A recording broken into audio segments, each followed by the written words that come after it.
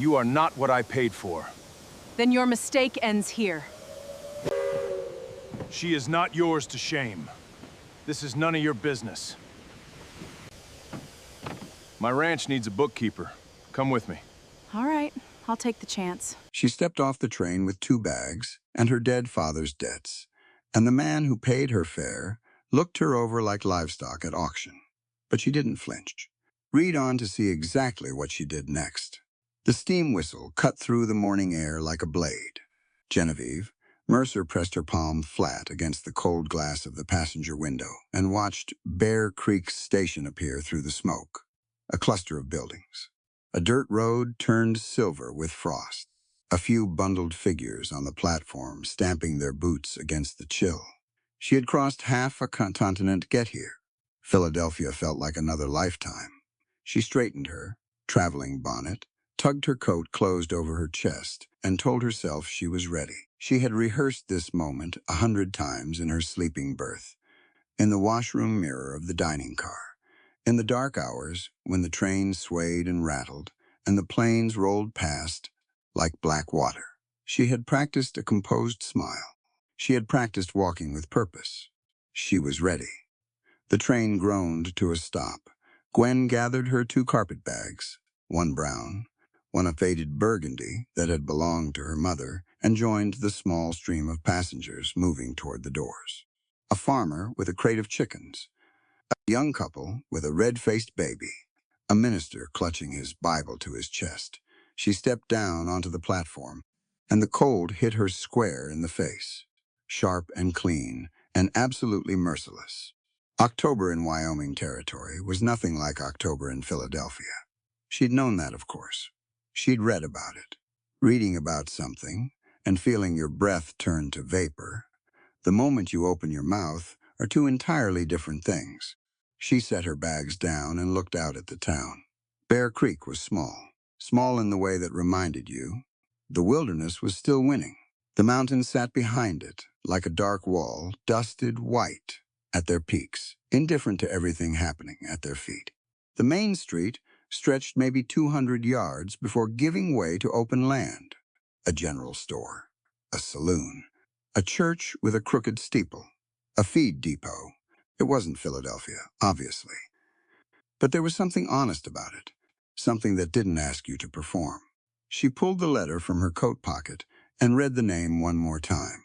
Montgomery Vance, land agent, bank manager, the man who had arranged her passage and offered her a position in the territory. His letter had been formal, almost stiff, but the terms were clear enough. Employment, lodging, a fresh start far from the city that had swallowed her father whole and left her with nothing but a box of his books and $200 in outstanding debts. She folded the letter back into her pocket and looked around the platform. A man was already moving toward her. He was perhaps 40, dressed in a dark wool overcoat that probably cost more than everything Gwen had packed combined. His boots were polished. His hat was new. His mustache was the kind that required daily attention and a strong opinion of itself. He carried a small portrait in one gloved hand, holding it up slightly as he walked, glancing between it and her face. That was her, she realized. Or part of her. She had sent that portrait with her introductory letter. It had been cropped close, showing her face and neck, her dark hair pinned back, her eyes steady. She had been told it was a good likeness. The man Monty Vance, it had to be him, stopped about 4 feet away from her. He looked at the portrait. He looked at her. His expression went through several things in rapid succession. Recognition, calculation. And then something ugly settled into the lines around his mouth. His gaze moved slowly down her frame, her coat, her waist, her hips, the way you might look at livestock at an auction, making quiet assessments about value and use. His lip pulled back slightly. Gwen felt the familiar heat rise in her chest. She had felt it 1,000 times before, in parlors and church halls, and at her father's dining table, when his colleagues' wives lowered their voices just enough to make sure she could still hear. She knew this look. She had been studied and found wanting her entire life. She stood her ground. Vance tucked the portrait inside his coat pocket. His smile now was thin and cold. "And not a smile at all, Miss Mercer," he said. "Mr. Vance." Her voice came out steady. She was grateful for that. He glanced at her bags, then at her again. "You traveled light," he said, though his tone made it clear. He didn't mean the luggage. "I traveled practically," she said, "as circumstances required." "Yes."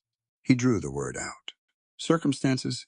He looked past her briefly, then back, as if hoping he had missed something. "Another woman, maybe, a slimmer one who matched the portrait perfectly. I had certain expectations about this arrangement, Miss Mercer. I imagine you did." The letter. He stopped himself, seemed to recalibrate. When he spoke again, his voice was louder, not raised exactly, but projected, meant to carry. Several people on the platform were close enough to hear without trying. The letter described a woman of refined Philadelphia society, a dainty socialite with connections, and shall we say appropriate attributes for a gentleman's arrangement. The platform had grown quiet around them.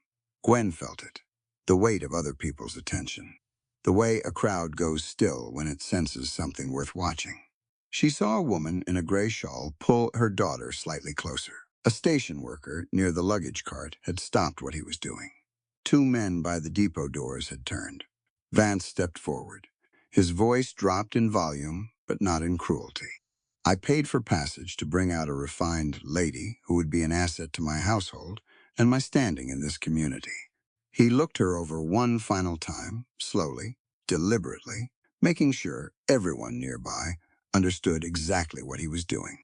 "What I see before me is not what I ordered. I did not pay good money to bring out a draft horse to drain my winter stores." He said it clearly, loud enough. One of the men by the depot doors snorted. Someone behind Gwen made a sound she didn't try to identify. The cold felt different now. It had teeth. Gwen breathed, slow and even.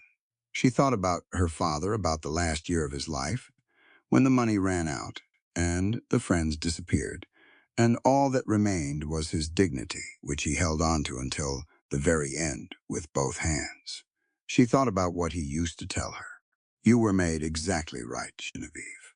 The people telling you otherwise are simply people who have never learned to see properly." She lifted her chin. "Mr. Vance," she said quietly, "you have made your position clear. You may keep the cost of my passage as a debt I will repay in writing, with interest, once I have secured other employment. Good day." She reached down for her bags. "I wouldn't be too certain about securing employment in Bear Creek, Miss Mercer." There was amusement in his voice now. Meanness wearing amusement like a costume. "This is a small town. People here know me, and I know everyone worth knowing. A threat, wrapped in manners." She had heard those before, too. She got both bags in her hands and turned to leave, though she had absolutely no idea where she was going. Maeve's boarding house, if she could find it. The woman's name had come up in a letter from a distant cousin, months ago. A friendly soul who took in women traveling alone. That would have to be enough of a plan. She had taken 2 steps when she heard it. Boots on the platform boards, unhurried, deliberate. The particular sound of a man who doesn't rush, because he has decided where he is going and nothing is going to redirect him. "Hold on." The voice was low, not loud. It didn't need to be. She turned. The man, coming toward them from the far end of the platform, was tall, not theatrical about it, just tall with a broad frame that had clearly been built by labor rather than posture. He wore a rancher's coat, worn dark at the elbows, and a weathered hat he didn't tip or touch or fidget with. His face was the kind that had spent years outdoors. Strong jaw, a day or two of dark stubble, lines at the corners of his eyes that weren't from laughing. A scar ran from his left jaw down toward his collar, pale against his tanned skin. He walked without urgency straight toward them and stopped between Gwen and Vance. Not in front of her, exactly. More like beside. His shoulder angled toward Vance. His posture blocked the view from most of the platform crowd without making a performance of it. His right hand rested at his side, 2 fingers loosely curled near the leather of his holster. He hadn't touched the weapon. He wasn't posturing with it. It was just there, the way a fact is just there. He looked at Vance. Vance looked back. Something shifted in the land agent's face, a quick adjustment, the way water changes when you drop a stone into it. He recovered almost immediately and crossed his arms. Sterling, this is a private business arrangement. I heard your arrangement, the man said. He glanced briefly at Gwen, one quick, direct look, not an appraisal, just an acknowledgement, and then looked back at Vance. I heard it clearly. So did about a dozen other people. What a shrewd woman is, Thad Sterling said, and his voice was unhurried and absolutely flat. Weighs a woman by her soul and her character. He held Vance's gaze without blinking. Only a slaughterhouse butcher values human dignity by the pound. The platform was very quiet. Vance's jaw tightened. He glanced around, felt the weight of the witnesses, and made a quiet recalculation. His smile came back, thinner than before. You always did have a talent for making speeches, Sterling. Thad didn't respond to that. He turned to Gwen. Up close, he was even more deliberate. That was the word for it. Nothing about him was accidental. His eyes were dark gray, the color of cloud cover, and they looked at her directly. No appraisal, no discomfort. Just a man looking at another person. Ma'am, he said, my name is Thaddeus Sterling. I run a cattle spread about 4 miles east, Sterling Ridge. He paused. I'm short a bookkeeper. My ledgers are a disaster, going on 2 years now, and come spring I need everything reconciled before I can make any land purchases. The position comes with private lodging in the main house, meals, and fair wages paid monthly. Another pause. 3 months to start. After that, we'd renegotiate based on the work. Gwen looked at him. She had been looked at on this platform already today, looked through actually, measured, and dismissed. She tried to find that same assessment in this man's face and couldn't locate it. You don't know my qualifications, she said. I know you got off a train in a strange territory with 2 bags and didn't flinch when a man twice your age tried to humiliate you in public. He reached up and adjusted his hat brim, slightly against the wind. That's a start. The ledgers I can teach. The rest of it you already have. She became aware of Vance still standing nearby, of the other people watching, of the cold moving through her coat seams. She thought about the $200 of her father's debt, still waiting for her back east. She thought about the boarding house she didn't know how to find, and the town that Vance had just told her, not entirely without accuracy, belonged to him. She thought about the way Sterling had stepped between her and that crowd without being asked. What kind of shape are the ledgers in, she asked. Something shifted slightly in his expression. It wasn't a smile. It was adjacent to one. Bad, he said. Honestly, 2 years of entries in 4 different hands, with no consistent system, and a former bookkeeper who quit last October and took half his notes with him out of spite. That's quite bad. Yes, ma'am. She set her bags down, drew a short breath of frozen air. I'll want to review the accounts freely and report my findings to you directly, without interference. That's the job. And I'll keep my own record of wages, paid, separate from the house records, for my own accounting. Reasonable. And if I find irregularities, I'll bring them to you. But the manner in which they're addressed will be a conversation, not a command. He was quiet for a moment. Then, you're already better than my last bookkeeper. She picked up her bags again. When do we leave? Wagons on the other side of the depot, he said. No rush. Take a moment if you need one. She didn't need one. She had used her moments on the train. She was done needing moments. She looked at Vance one final time. He was watching with his arms still crossed and his polished boots planted wide, and his face arranged into something that was trying to be contempt and landing somewhere closer to calculation. He was already thinking about the next move. She could see it. She turned away from him. I'm ready, she told Sterling. Let's go. They walked the length of the platform together, Gwen with her 2 bags and Thad Sterling slightly to her left, saying nothing, which she appreciated. The crowd parted easily. Not out of deference to her. She understood that, out of something about him. She didn't look back at the platform.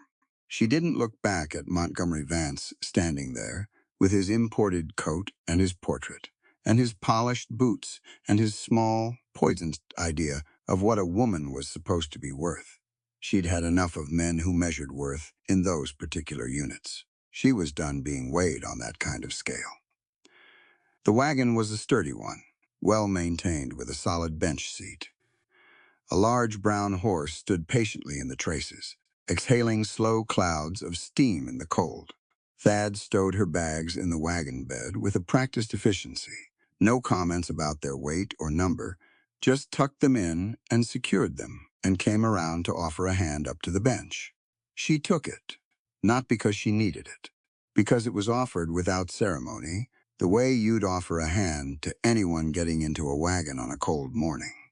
She settled onto the bench and pulled her coat tighter. Thad climbed up on the other side and gathered the reins. He clicked his tongue, and the horse moved forward, pulling them off the depot lot and onto the main road, heading east. The town slid past on either side. The saloon, the church, the general store, with its hand-painted signs. A woman sweeping a porch who looked up briefly as they passed. Children running between buildings, coatless despite the cold in the particular way of children, who simply don't register temperature, same way adults do. The road opened up beyond the last building, and Wyoming territory spread out in front of them, enormous and brown and treeless for long stretches, with the mountains always there in the distance, doing their indifferent, magnificent thing. Gwen watched it and said nothing. Thad watched the road and said nothing. After perhaps a mile, he spoke without looking at her. You had a plan when you came out here, before Vance. It wasn't a question exactly, more an observation left open. I had an arrangement, she said, which I've now replaced with a different arrangement. Arrangements are adjustable. That's rather the point of them. A brief silence. You've done this before, he said. Adjusted. My whole life has required adjusting. She kept her eyes on the mountains. I'm reasonably proficient at it. Another stretch of quiet. The wagon wheels found a rhythm on the frozen ground. The horse's breath made small clouds that drifted back past them. Sterling Ridge isn't Philadelphia, he said. Bear Creek already cured me of expecting Philadelphia, she said. I don't imagine that's a loss. Something in his posture changed slightly, a slight ease, barely visible. She filed it away. They rode the rest of the way in silence, and it was a comfortable silence, the kind that doesn't require filling, that has enough room in it for two people to simply exist without performing at each other. The road curved east and then north, and the mountains grew slightly larger, and Bear Creek fell away behind them. The land around them became rougher, rockier, with stands of dark pine, and a creek running silver through the brush to the south. Sterling Ridge appeared around a long bend, a main house, two barns, a bunkhouse, several outbuildings, fencing that stretched out of sight in both directions. It was no show place. The house needed paint. One barn had a patched roof. The fencing was mended in a dozen places with wire that didn't quite match, but it was solid. Everything about it was solid. The kind of solid that meant it had survived winters and meant to survive more. Thad pulled the wagon up in front of the main house and set the brake. He climbed down and came around and offered his hand again. Same gesture, same lack of ceremony. She took it and stepped down. She stood in the yard of Sterling Ridge, her two bags at her feet, the mountains enormous behind the tree line, the cold absolutely relentless. And she looked up at the house and felt something settle into her that she didn't immediately have a name for. Not happiness. Not yet. It was earlier than that. Something more like possibility. The first breath of it. Your room is the second on the right at the top of the stairs, Thad said. I'll have someone bring hot water up in an hour. Ranch dinner is at 6. He reached past her to collect her bags and carried them up to the porch without asking. She followed. At the front door, he set the bags down and turned to her. His expression hadn't changed much from the platform. The same directness, the same absence of performance. Miss Mercer, he said, whatever happened back there on that platform? He stopped, started again.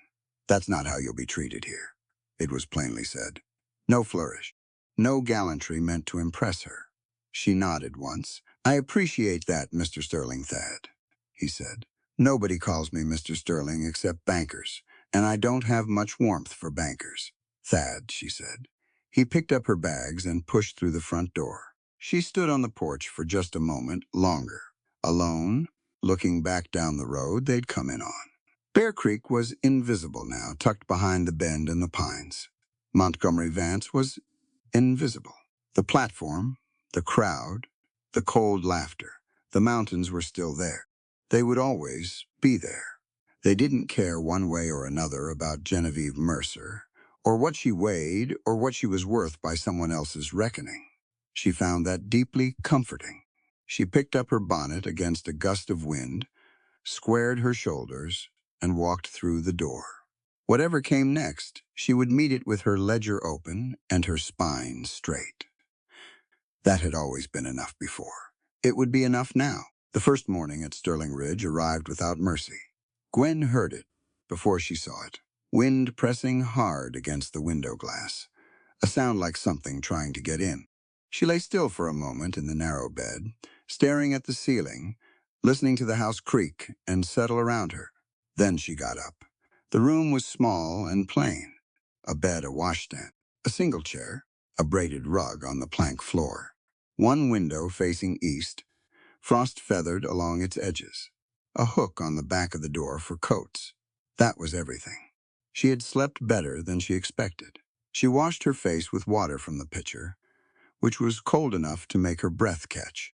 Dressed in her second-best gown, dark blue wool, the most practical thing she owned, pinned her hair back, looked at herself briefly in the small mirror above the washstand, and looked away.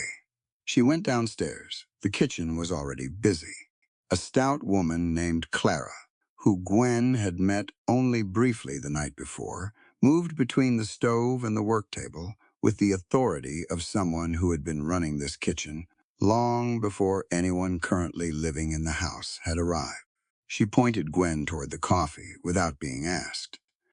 Gwen accepted it gratefully and stood near the stove, thawing her fingers around the mug. Through the kitchen window, she could see the yard.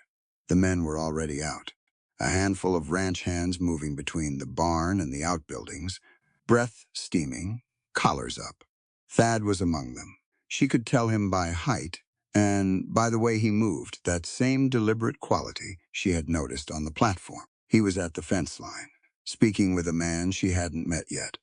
A tall, broad-shouldered black man, whose bearing was as calm and measured as his employer's. She drank her coffee and watched the morning for a moment. Then she set down the mug and asked Clara where the ranch ledgers were kept. Clara pointed her toward the main parlor, then corrected herself and pointed her toward a small room off the back hallway, then reconsidered a third time and said, "Honestly, they're in 3 different places in a crate. God help you." Gwen found them in 4 different places and 2 crates. She stood in the middle of the small back room and looked at what had accumulated over 2 years of inconsistent record-keeping. Ledger books in 2 different sizes. Loose pages folded into thirds and stuffed between the books like bookmarks. A stack of supply receipts tied with twine, the knot swollen from moisture. An ink bottle tipped on its side, long dried, leaving a dark ghost stain on the shelf. She pulled on her coat because the room had no stove, sat down on a short wooden stool she found in the corner, and got to work. She started with the most recent ledger and worked backward. The first hand's entries were in large looping script, confident but imprecise. The second hand was cramped and hurried. The third was meticulous, but used a notation system that appeared to be entirely invented, a private shorthand that made no universal sense. The fourth, presumably the previous bookkeeper who had left out of spite, had stopped mid-month with no closing entries, and a column of figures that didn't reconcile by a margin wide enough to buy a decent horse. She found a blank page and started her own notes. She was still at it 2 hours later when Thad appeared in the doorway. He looked at the organized piles she had created, at the notes she'd made, at the ink on her left forefinger from a pen that didn't quite seal. He didn't say anything immediately. 4 entry systems, she said without looking up. None of them complete. You have about 14 months of supply records that exist only as loose receipts, with no corresponding ledger entries. And your feed costs for last winter are recorded twice in different books with different figures, which means one either made an error or made one on purpose. He leaned against the doorframe. Which do you think it is? I don't know yet. I'll know more in a few days. He nodded. I'll have someone bring another lamp in here, and a proper chair. She glanced at the stool. I'd appreciate that. He left and came back 20 minutes later, with a straight-backed chair from the dining room, which he carried with one hand and set down beside the table without commentary. He left again. An hour later, one of the younger hands, a boy who couldn't have been 16, arrived with a second oil lamp and a small tin of shortbread from Clara that Gwen suspected she hadn't ordered. She ate the shortbread and kept working. By midday, she had a reasonable picture of the legitimate accounts. By late afternoon, she had found the first missing thread: supply records, specifically flour. The general store receipts showed regular monthly purchases. The kitchen records Clara kept in a separate notebook. A tidy little volume she clearly maintained with pride showed regular monthly usage. But somewhere in the middle of October the previous year, 6 sacks of flour appeared on the general store receipt, and only 4 appeared in Clara's inventory count. 2 sacks, simply gone. Gwen set that receipt aside and moved on. She found it again in December. 1 sack this time, and in February 2 more. Missing flour. Quietly and consistently missing, always in small amounts, never enough to trigger alarm. Someone had been careful about it. She thought about that on the walk to the kitchen for supper. She thought about it through the meal, which she ate at the kitchen table with Clara and the young hand who had brought the lamp. She thought about it while she helped carry dishes to the basin, and she was still thinking about it when she put on her coat and stepped out to the side yard for a breath of cold air before going back to the ledgers. The yard was quiet in the blue early evening light. The barn doors were pushed half closed. A few chickens scratched near the fence. A man came out of the barn. He stopped when he saw her. He was perhaps 30, lean, with a face that looked tired, in a way that sleep doesn't fix. He carried an empty sack. Not a flour sack, just a burlap feed sack. But when he saw her eyes drop to it, he went very still. She looked at his face. He looked back at her with the particular expression of a man who has been caught and knows it, and is trying to decide what that means for him and the people depending on him. Neither of them spoke for a moment. "You're Elijah," she said. She had heard the name that morning at breakfast, Clara mentioning the Jenkins family in passing. "Yes, ma'am." His voice was quiet, careful. She didn't say anything else about what she'd seen. She asked, instead, "How old is your daughter?" He blinked. 7. She'll be 7 in December. "How long has she been sick?" A longer pause. He shifted the sack in his hands. "Since late summer. Fever that won't quite leave. Doctor in town said she needs..." He stopped. "She needs more than she's been getting." Gwen nodded once slowly. She thought about the 2 missing sacks in October, the 1 in December, the 2 in February.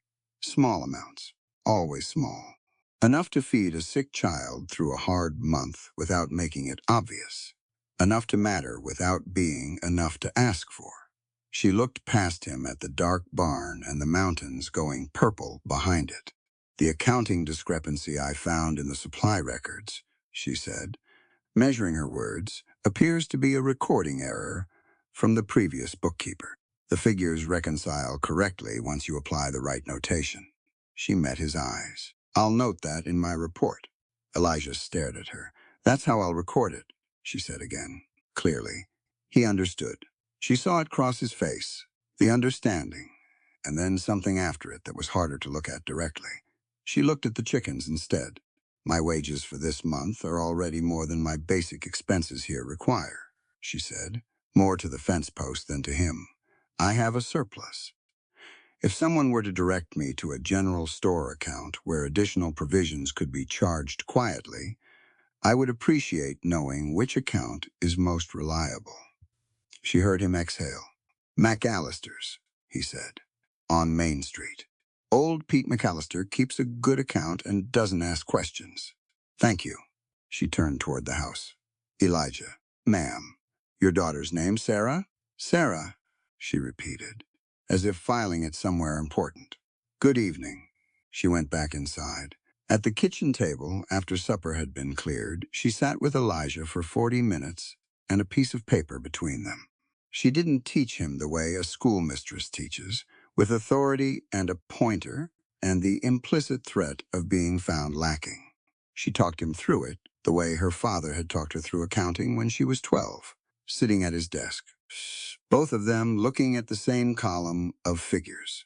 Here is how you see what money is doing. Here is how you follow it from hand to hand and know where it went. Here is how you keep enough of it in the right pocket so the important things get covered first. Elijah was quicker than he gave himself credit for. By the time they finished, he had a rough household ledger started on the paper. 2 columns, income on one side, and necessities on the other, with a small notation at the bottom for what could flex and what couldn't. She left the paper with him and went to bed. The next 3 days followed a similar shape. Up early coffee, backroom ledgers. The weather stayed cold and got colder.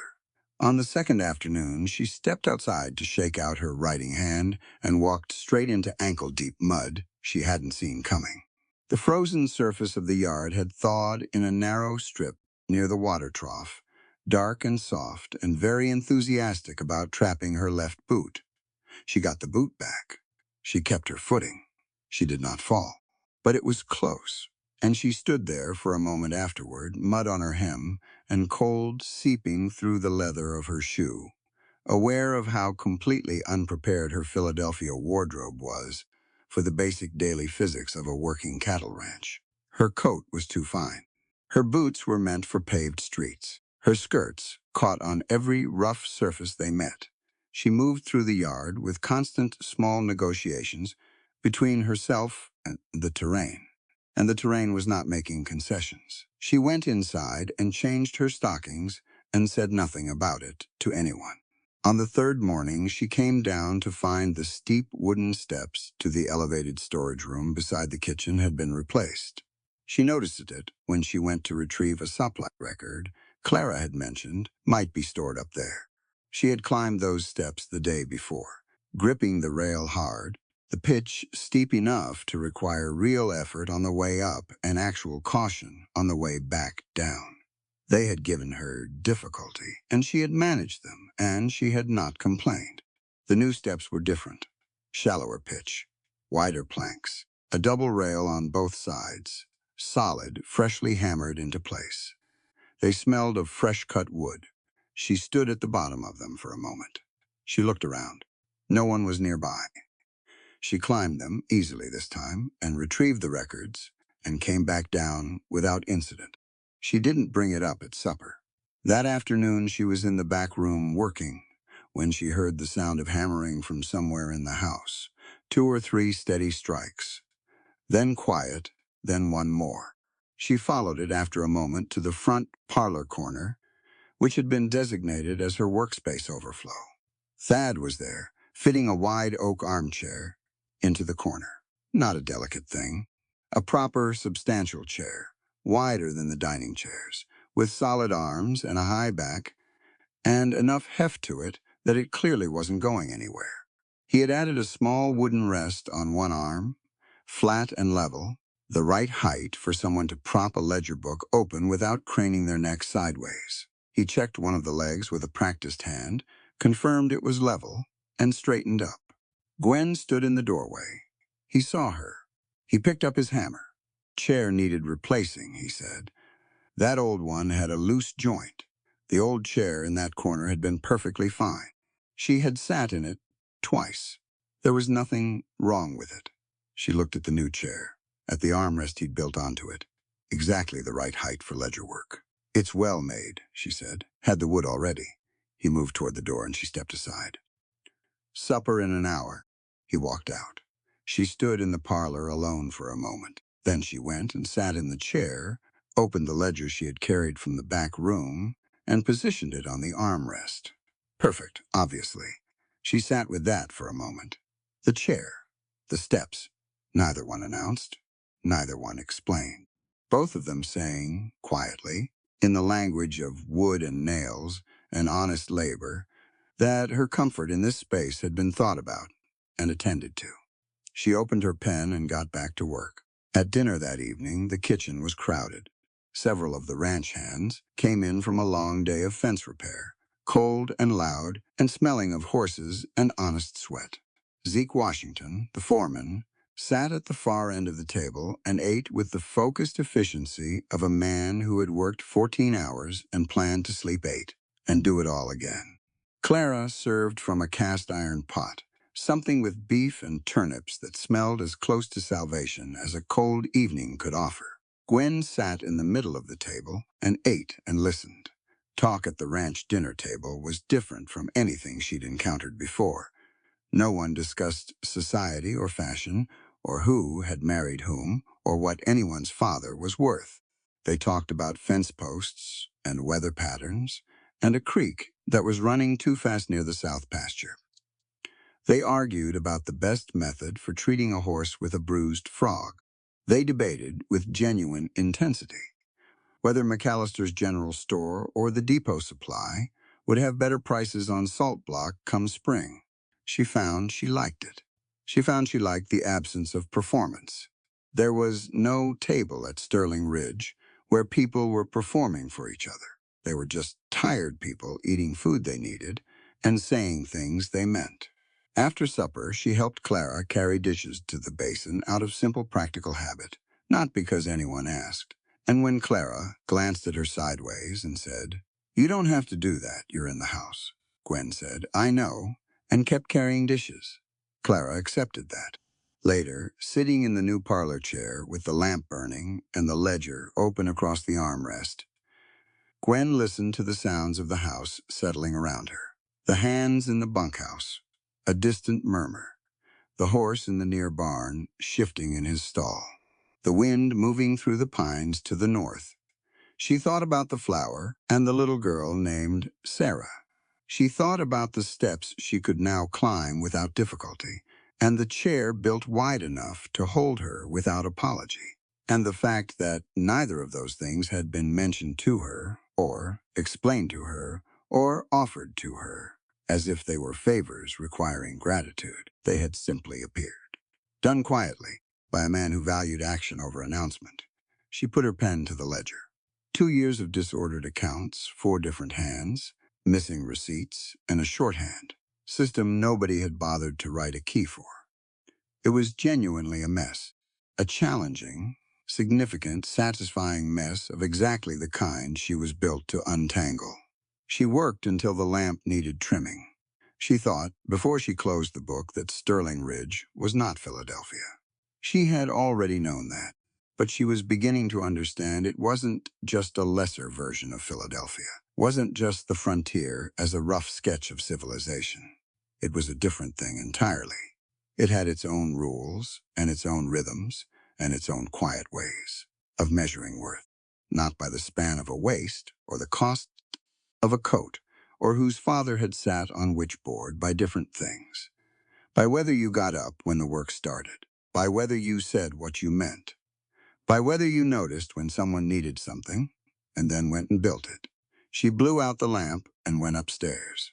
Outside her window, the mountains were invisible in the dark, but she knew they were there, patient and permanent, keeping their own counsel. She was beginning to understand why people stayed out here. She pulled off her boots, which were ruined at the toes from the mud, and made a note to herself to write to her cousin in Cheyenne about where to find practical footwear for this particular geography. Then she got into bed, pulled the quilts up, and was asleep in under 5 minutes. It was, she would reflect later, the best sleep she'd had in 2 years. The kitchen at Sterling Ridge ran on its own clock. It had nothing to do with the clock on the parlor mantel, or the sun's position, or anyone's personal schedule. It ran on Clara's clock, which meant the stove was hot by 5 in the morning, breakfast was on the table at 6 sharp, and anyone who arrived after the biscuits were gone had only themselves to blame. Gwen had learned this in her first week. She adjusted accordingly. By the start of her second week, she was downstairs by 5:30, which gave her 30 minutes with her coffee and the morning quiet before the ranch hands filed in from the bunkhouse, smelling of cold air and hay. She used those 30 minutes well. Ledger notes from the night before, reviewed in fresh light, a list of questions for the day.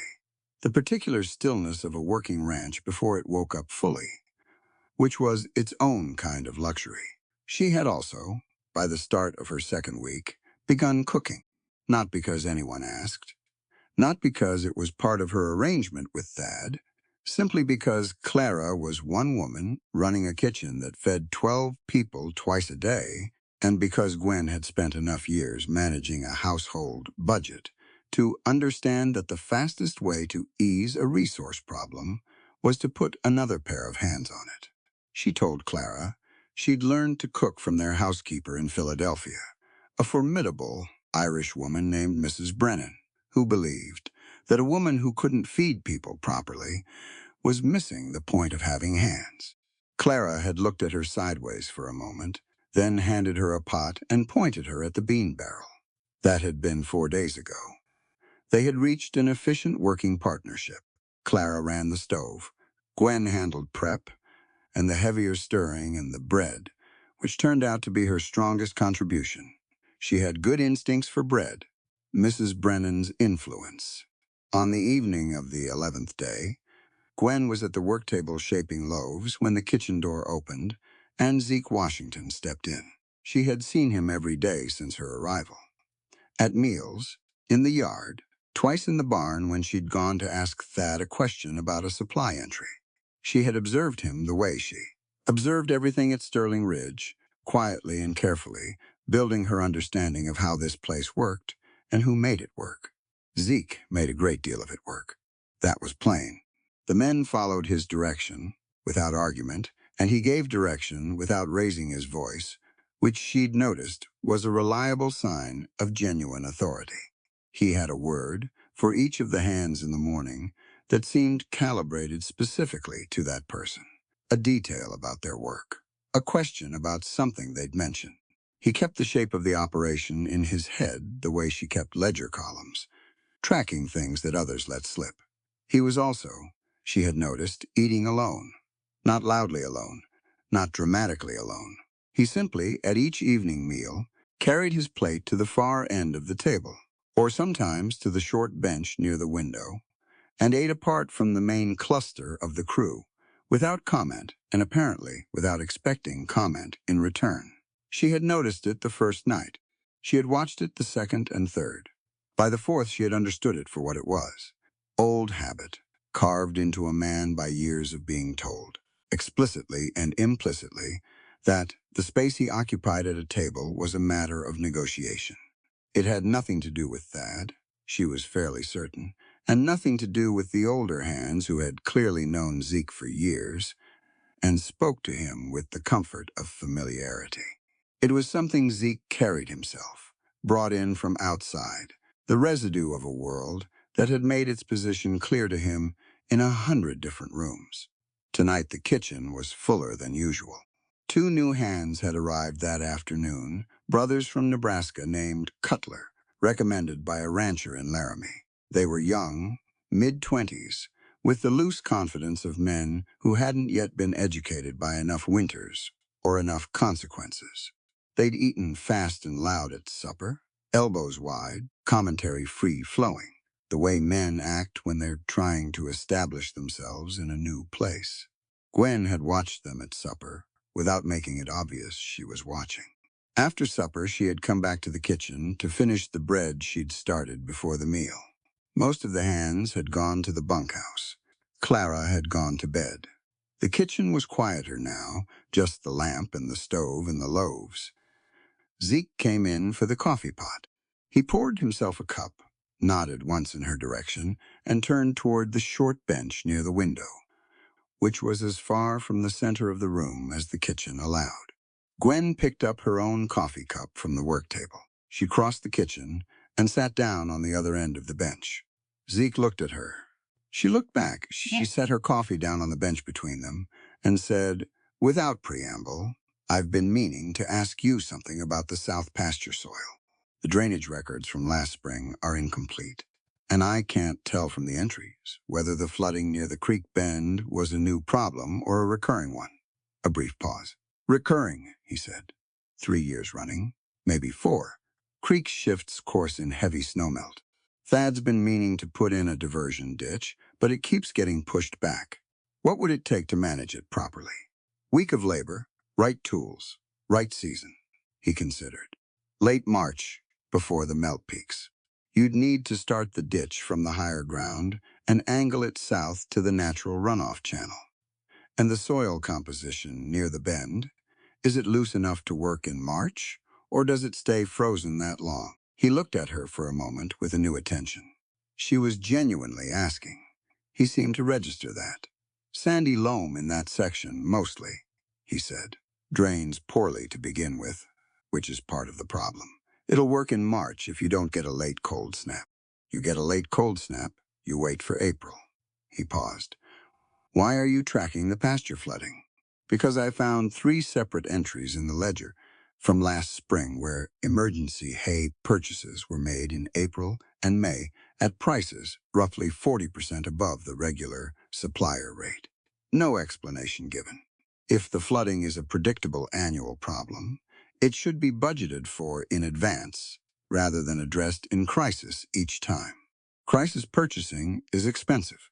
Zeke was quiet for a moment. Then he said, "Nobody thought to put it in the budget, because nobody thought of it as a budget problem. It was always just a weather problem. Most budget problems start as weather problems," she said, "or people problems, or soil problems. The budget is just where they show up." He looked at his coffee. Something in his face had shifted into consideration. The way a person looks when something they already knew gets said out loud in a way that makes it land differently. The kitchen door opened. The older Cutler brother came in, the one who had talked more at supper. He was looking for something, scanning the shelves, and then he stopped when he saw them sitting together on the bench. He looked at Gwen. He looked at Zeke. His face did something brief and unpleasant. "Cozy," he said with a smile that had nothing friendly in it. He looked at Zeke more directly. "Didn't know you ate with the house staff, Washington." The second brother appeared in the doorway behind him, leaning on the frame. Neither Gwen nor Zeke responded immediately. The fire ticked in the stove. The loaves sat on the work table, rising. Then the older one's eyes went to Gwen, moving over her in a quick, dismissive sweep.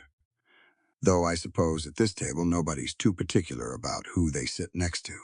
It was said lightly, a casual cruelty, the variety that tries to hide behind a smile so the speaker can deny it if called on it directly.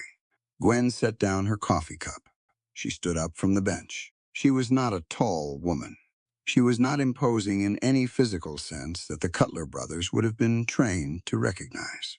But she had spent her entire life in rooms where people had tried to reduce her, and she had learned, somewhere along the way, to take up her full amount of space when it mattered. She looked at both of them and spoke clearly. "Every soul who sweats into this dirt earns an equal place at this table." Her voice was even, not loud. She wasn't angry exactly, or if she was, the anger had been refined into something steadier and more useful. "Anyone who despises another man's dignity is unfit to taste the bread made by these hands." The Cutler brothers stared at her. The older one's smile had gone. He was recalibrating. She could see it, deciding whether this was worth pushing. He looked at his brother. His brother looked back. "I know what you were doing," she said. "I also know you arrived today and intend to stay. Mr. Washington is the foreman of this ranch. He has been here longer than you have. He knows more about this land than you do, and he will decide whether your work here is worth keeping." I'd suggest you think carefully about what kind of impression you'd like him to have of you by end of week. A long beat. The older brother looked at Zeke. Zeke was looking back at him with an expression that said nothing and communicated everything. Patient, completely unmoved. The brother found what he was looking for on the shelf, a tin of something, and left. His brother followed without speaking. The door closed behind them. Gwen sat back down. She picked up her coffee cup, took a sip. The coffee was lukewarm now. Across from her, Zeke was quiet for a moment. He looked at the closed door, then at his cup, then at her. "You didn't have to do that," he said. "I'm aware. Those two will be difficult about it." "Probably," she agreed. "But they'll be difficult about it quietly, which is an improvement." Zeke made a sound that might have been a short laugh, carefully contained. "Where did you learn to talk like that?" "My father was an attorney," she said. "He believed in precise language and a steady voice. He said if you let someone hear you get rattled, you've given them something to use." She turned her cup in her hands. "He was right about that. At least? At least? He was wrong about a few other things. Most people are." Zeke nodded. He seemed to be deciding something. "The soil near the South Bend," he said, returning to where they'd been before. "There's another factor. The root system from those cottonwoods along the bank is part of what's destabilizing the bank edge. You cut a diversion ditch without addressing the root pressure, you'll be digging the same ditch again in 3 years. So it's a two-part fix. Minimum. Might need to pull 2 of the larger trees and replant further back. More labor, but it solves the problem instead of managing it. Does Thad know that part?" "I've mentioned it. He's heard it. Hasn't gotten to it." She filed that away. "I'll put it in the annual planning notes. If the labor cost of the two-part fix is compared to 4 years of emergency hay purchases, the numbers will argue for themselves." Zeke looked at her with the specific attention of someone revising an opinion they hadn't known they were forming. "You've been here less than 2 weeks," he said. "I know. You're already planning the spring drainage." "The spring drainage is a budget problem," she said. "Budget problems are my job." She got up to check the loaves. They were close. She rotated the pan and closed the oven door and came back to her coffee. They sat in the kitchen for another 20 minutes after that, talking about the ranch in the practical, detailed way of 2 people who were both, in their different capacities, trying to understand the same complicated thing. Water rights in the South Valley, the reliability of the Laramie supplier versus the Cheyenne one, whether the fence repair on the East Ridge would hold through a hard winter or need reinforcing before the first heavy snow. She noticed that talking with Zeke was efficient. Notes, circling, no throat clearing. He said what he knew and acknowledged what he didn't. And when she said something he disagreed with, he said so directly and gave a reason. She appreciated that considerably. The bread came out right. She set the loaves on the rack to cool, covered them with a cloth, and put out the kitchen lamp. "Good night, Mr. Washington," she said. "Zeke," he said. The same correction Thad had made, in the same tone. "Good night, Zeke." "Night, Miss Mercer." She went through the hall toward the stairs. Thad was in the parlor doorway. He hadn't made a sound that she'd noticed, and she startled slightly. "Sorry," he said. He didn't look sorry. He looked like a man who had been standing there for a while with his arms crossed and a particular expression on his face. She waited. "I was passing through," he said. "Of course." He looked past her toward the kitchen. Then back. "The Cutler brothers. I expect they'll behave themselves," she said. He looked at her steadily for a moment. "What did you say to them?" She told him. Briefly, just the substance of it. He was quiet after that. He uncrossed his arms, slowly. His expression hadn't changed exactly, but there was something in it she was learning to read. A quality around the eyes that shifted when something had reached him. He was good at keeping his face still. He was less good at keeping his eyes still, though she doubted many people had been close enough to him, long enough to notice. "You didn't have to put yourself in that," he said. That's what Zeke said. Zeke was right. "Perhaps," she said, "but I was in the room, so." Another beat. "So?" he agreed. She said good night and went up the stairs. He stood in the parlor doorway and watched her go and didn't move for a moment after her footsteps had crossed the landing above. The next 2 days, the Cutler brothers were noticeably quiet at meals. They ate with their elbows in and their eyes on their plates, and their comments directed exclusively at each other and about practical ranch matters. Whether this was due to Gwen's speech or to some separate conversation that Thad or Zeke might have had with them privately, she couldn't say. She didn't ask. She sat beside Zeke at breakfast on the 3rd morning after the kitchen incident, not with ceremony, just sat down. Nobody in the room said anything. By the end of the week, she noticed that one of the older hands, a weathered man in his 40s named Pete Garrett, had shifted his usual seat to be closer to the end of the table where Zeke typically landed. Then another hand did the same, without it being a discussed thing, just a gradual reconfiguration. The table rearranged itself. She was working late that same Friday evening, deep in the supply ledger, when Clara appeared in the backroom doorway with a plate of cold chicken and a piece of cornbread. "You didn't eat enough at supper," Clara said, which was her way of expressing concern without becoming sentimental about it. Gwen accepted the plate. "Thank you, Clara." Clara didn't leave immediately. She stood in the doorway and looked at the organized ledger spread and the rows of notation Gwen had developed over 2 weeks, her own system, clean and consistent and cross-referenced. "You finding what you need in there?" Clara asked. "More than I expected to find," Gwen said. "Good or bad?" "Mostly just information. Information is generally good, even when what it tells you isn't." Clara considered that. "Thad's a good man," she said, which seemed to be a response to something Gwen hadn't said out loud. "He's had trouble with people taking advantage. The last man in your chair made a mess of things on purpose." "I know," Gwen said. "I can see it in the entries." "Just you know," Clara said, "he wasn't always as quiet as he is now. Before the war." She seemed to decide that was enough on the subject. "Eat before that gets cold." She left. Gwen looked at the chicken and the cornbread. She ate. Outside, the wind had picked up. She could hear it in the eaves, a low, persistent note. The mountains were doing something large and impersonal with the weather, as they always were, and the ranch sat in the valley below and took what came. She looked at the ledger columns she had built over 2 weeks, the emerging clarity of them. 2 years of confusion becoming, line by line, something that told a coherent story. A ranch that had been managed mostly well, but in isolation, each person doing their part without a shared system to hold it together. The missing ledger key, the flood purchases, the supply gaps, fixable, all of it fixable. She picked up her pen. She thought about Zeke on his bench, carrying something that wasn't his fault and shouldn't have been his to carry. She thought about Elijah and his daughter Sarah, and the flower that hadn't been in the ledger. She thought about the wide oak chair in the corner and the steps rebuilt without comment.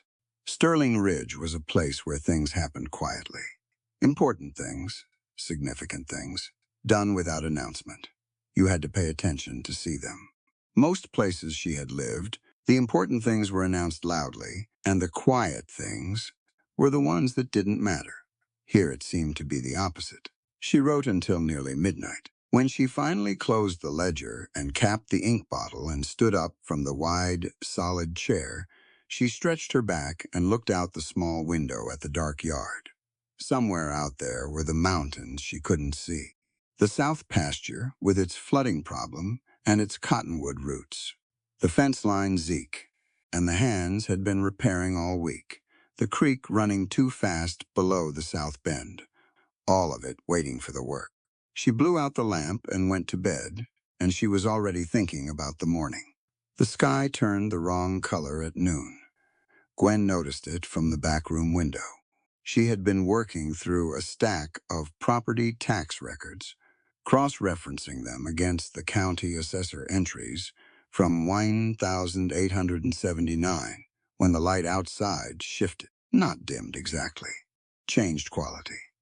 Went from the flat gray of an ordinary November overcast to something yellower and heavier the kind of light that sits on the land like a held breath.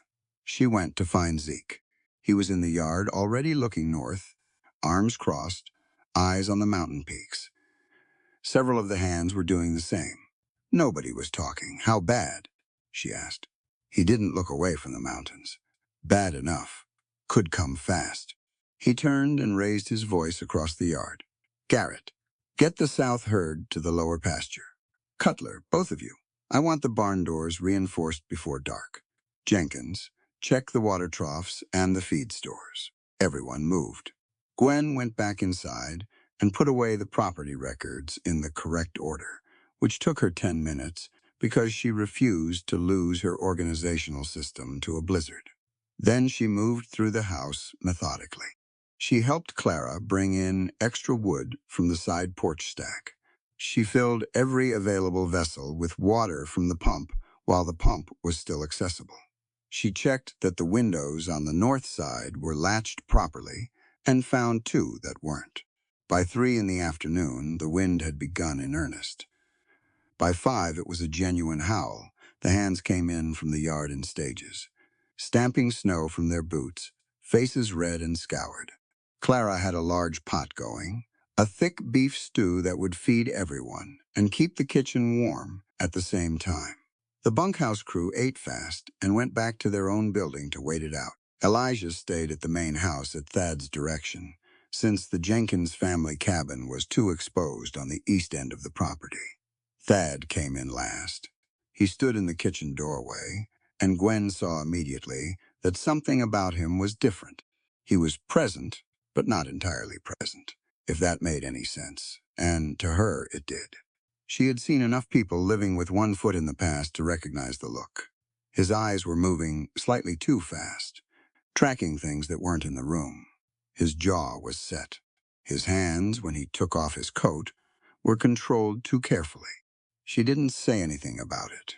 She handed him a bowl of stew, and he took it and sat at the kitchen table and ate it. And that was probably the right thing to do first. The blizzard hit fully around 7.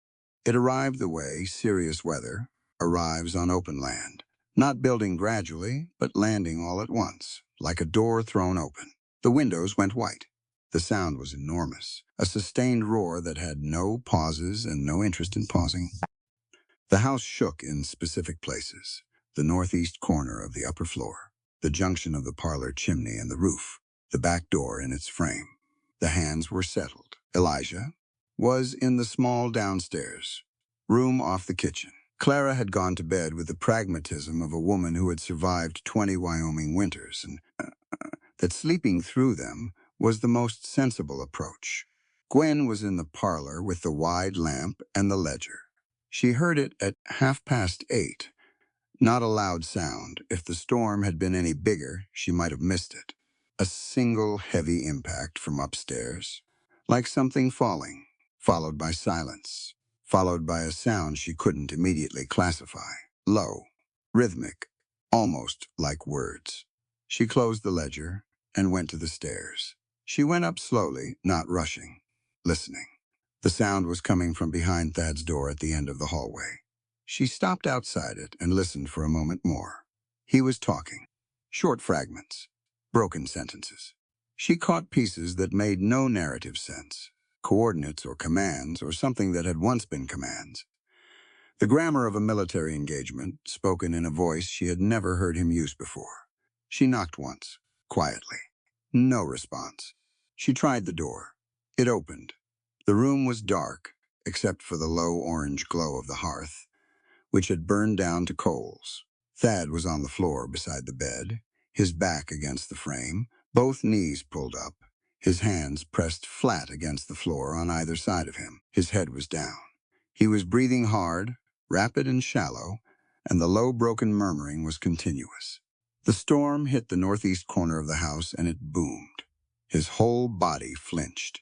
His hands went flat and hard against the floorboards. Gwen sat down on the floor. Not beside him exactly.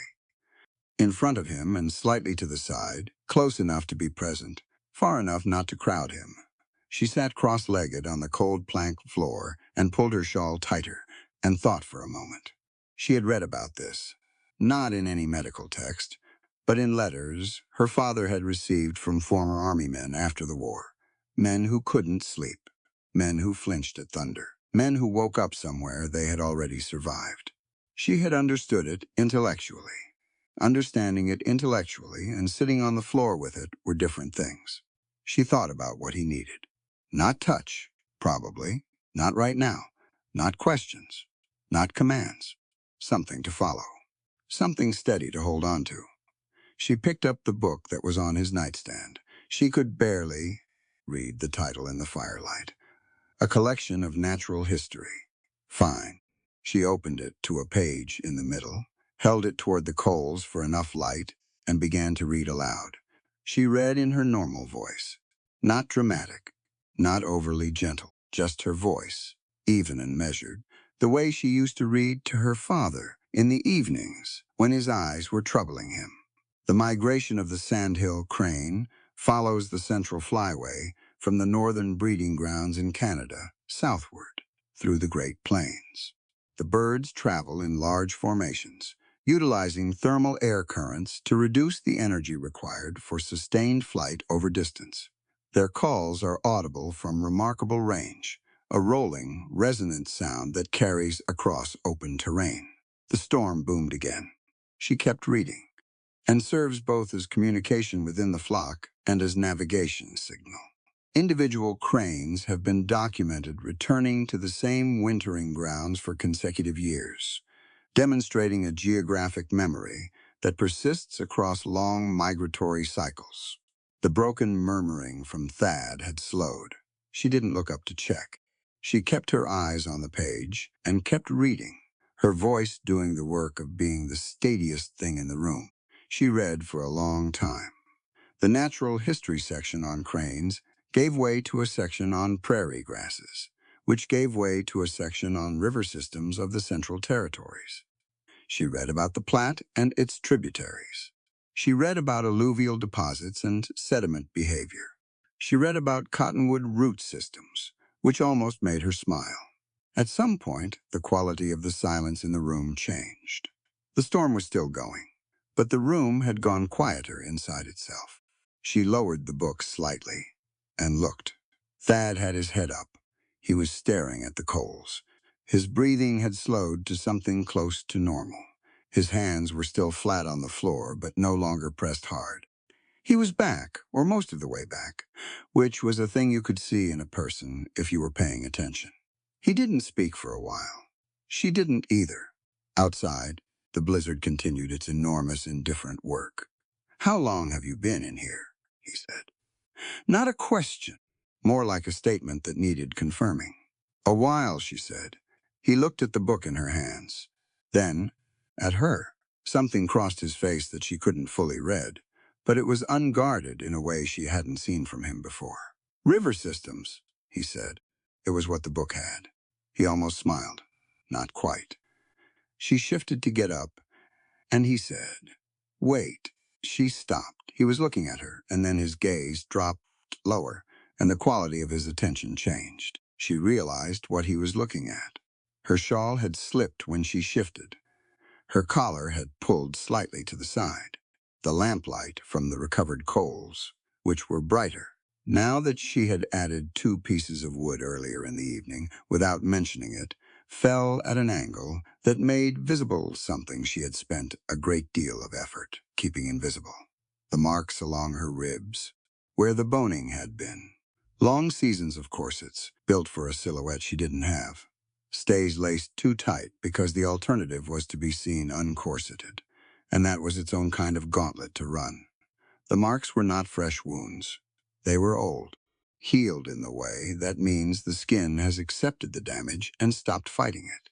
Pale and ridged along her side, visible now in the angled light. She pulled the shawl up. "Miss Mercer," he said quietly. "It's nothing, it isn't."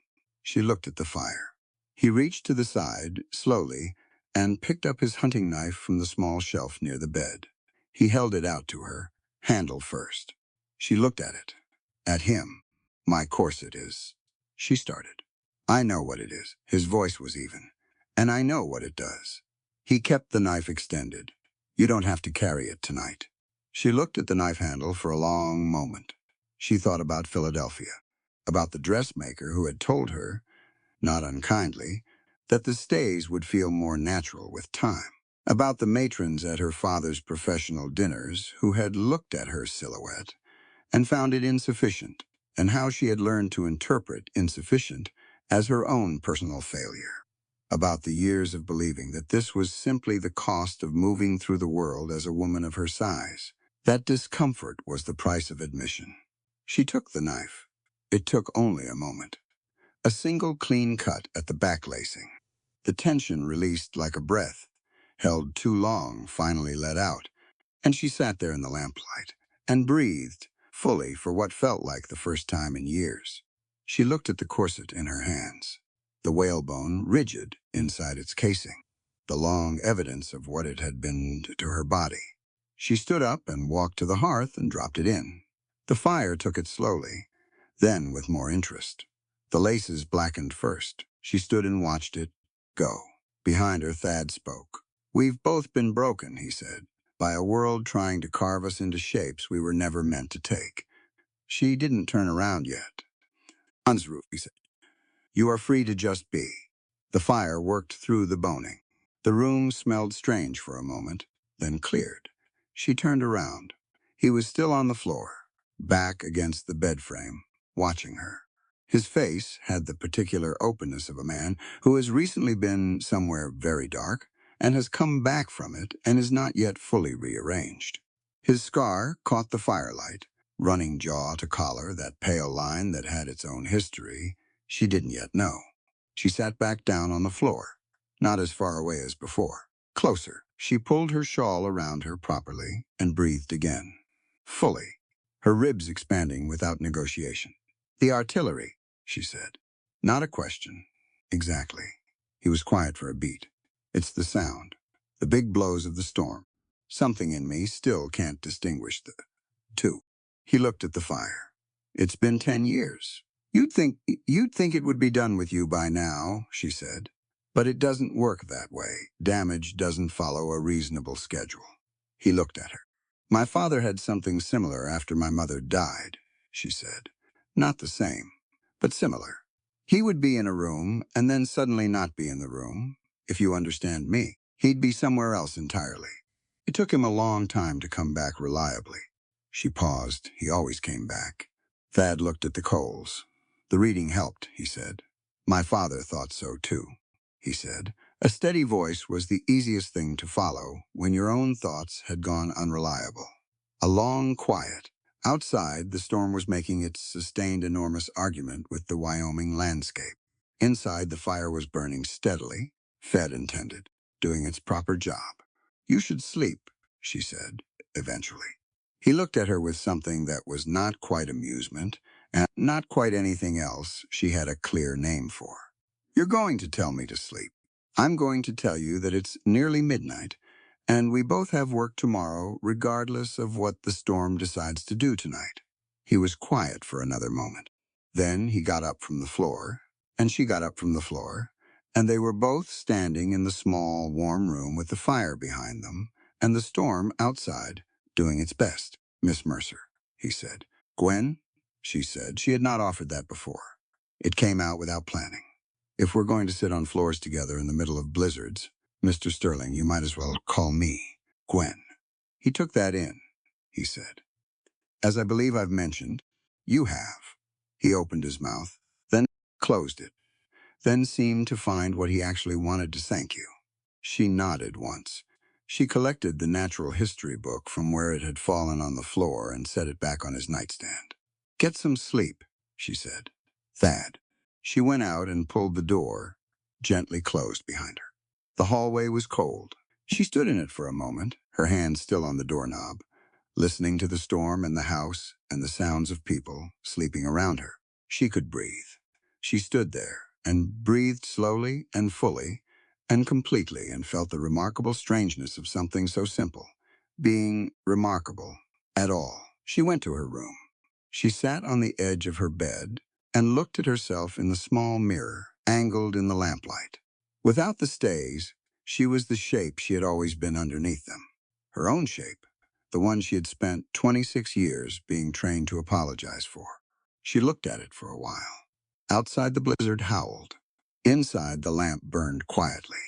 She thought about what he had said, about being carved into shapes you were never meant to take, about being free to just be. She thought that freedom was a strange thing to find in a ranch house in Wyoming territory in the middle of a snowstorm. But she had not been under the impression that freedom followed a reasonable schedule either. She lay down on top of the quilt, still dressed, and pulled a blanket over herself and closed her eyes. She slept deeply and without dreaming. In the morning, the storm had passed. The yard was buried in white, pristine, and still in the blue early light. And Thad was already in the yard with Zeke and the hands when she came downstairs, the day's work having resumed, with the complete practicality of people who don't have the luxury of recovering from weather. She put on her coat and her now thoroughly ruined Philadelphia boots and went outside and helped dig out the water trough. Nobody mentioned the night before.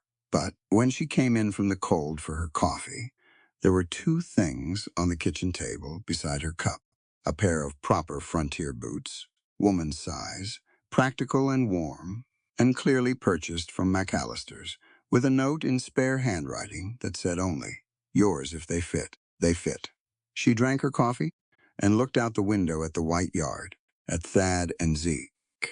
Already in discussion at the far fence, breath steaming, deep in the business of the next thing, she put on the boots. She went back to work. The snow stayed. Not the blizzard itself, which had blown through and spent itself in a single violent night, but its consequences. 2 feet of it on the ground, packed hard by the wind into drifts that changed the shape of everything. The familiar yard had become a different place, all its surfaces remade.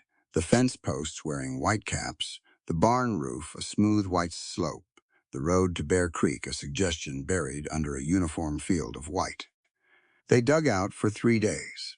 Gwen helped where she could and worked the ledgers where she couldn't, and by the 4th day after the storm, the road was passable, and Thad rode into town for supplies.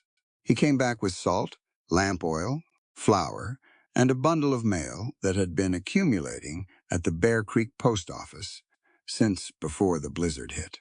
He left the mail on the parlor table and went back out. Gwen sorted it in the evening. Ranch correspondence, a seed catalog, a notice from the county assessor's office about the spring property evaluation schedule. She set the relevant items aside for Thad and was about to leave the rest when the county assessor notice caught her eye again. She read it more carefully. It was a standard notice, the kind sent to all property owners in the territory ahead of the spring assessment. But there was a section at the bottom, a procedural note about outstanding liens, that stopped her. Property owners with encumbrances recorded against their title in the preceding 12 months are advised to present documentation of said encumbrances to the county clerk's office no later than February 1 for inclusion in the assessment record. Encumbrances. Lions. She went and found the property files she had been working through, the thick folder of deeds and tax records and title documentation she had pulled from the back room 3 weeks ago and been moving through methodically. She found the Sterling Ridge deed and laid it on the table. Then she went looking for the encumbrance records. She didn't find them in the property file. She checked the supply crate, the 2 ledger books for the current year, the folder of county correspondence. Nothing. She sat back.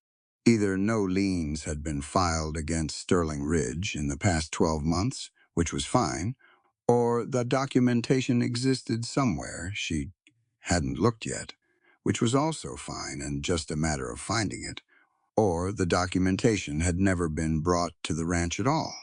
That third possibility was the one that kept her at the table past midnight. She went to Bear Creek with Thad the following Wednesday. She had a legitimate reason.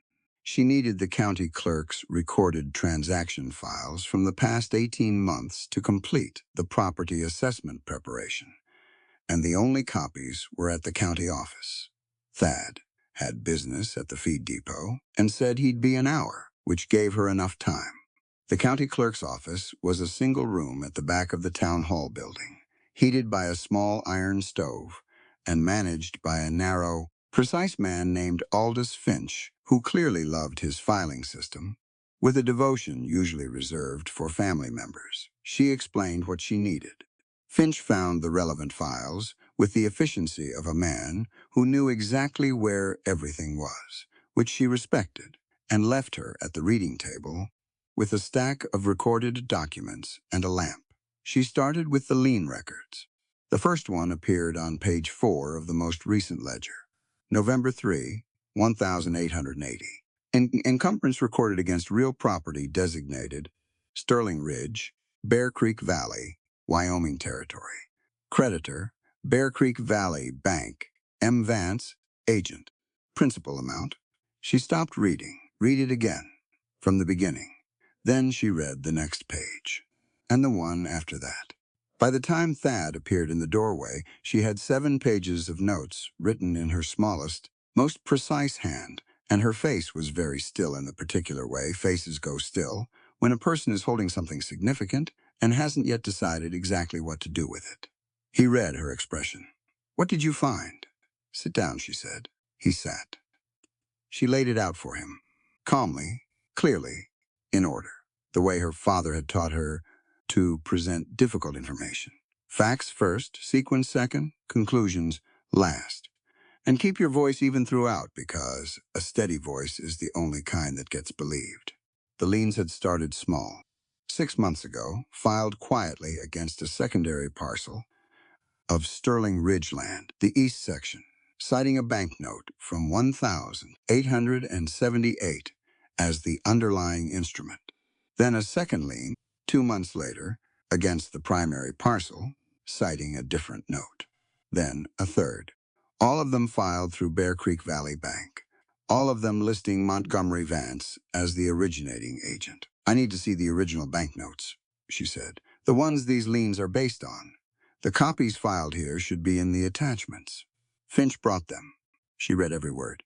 The notes looked legitimate at first pass. Dates, amounts, signatures.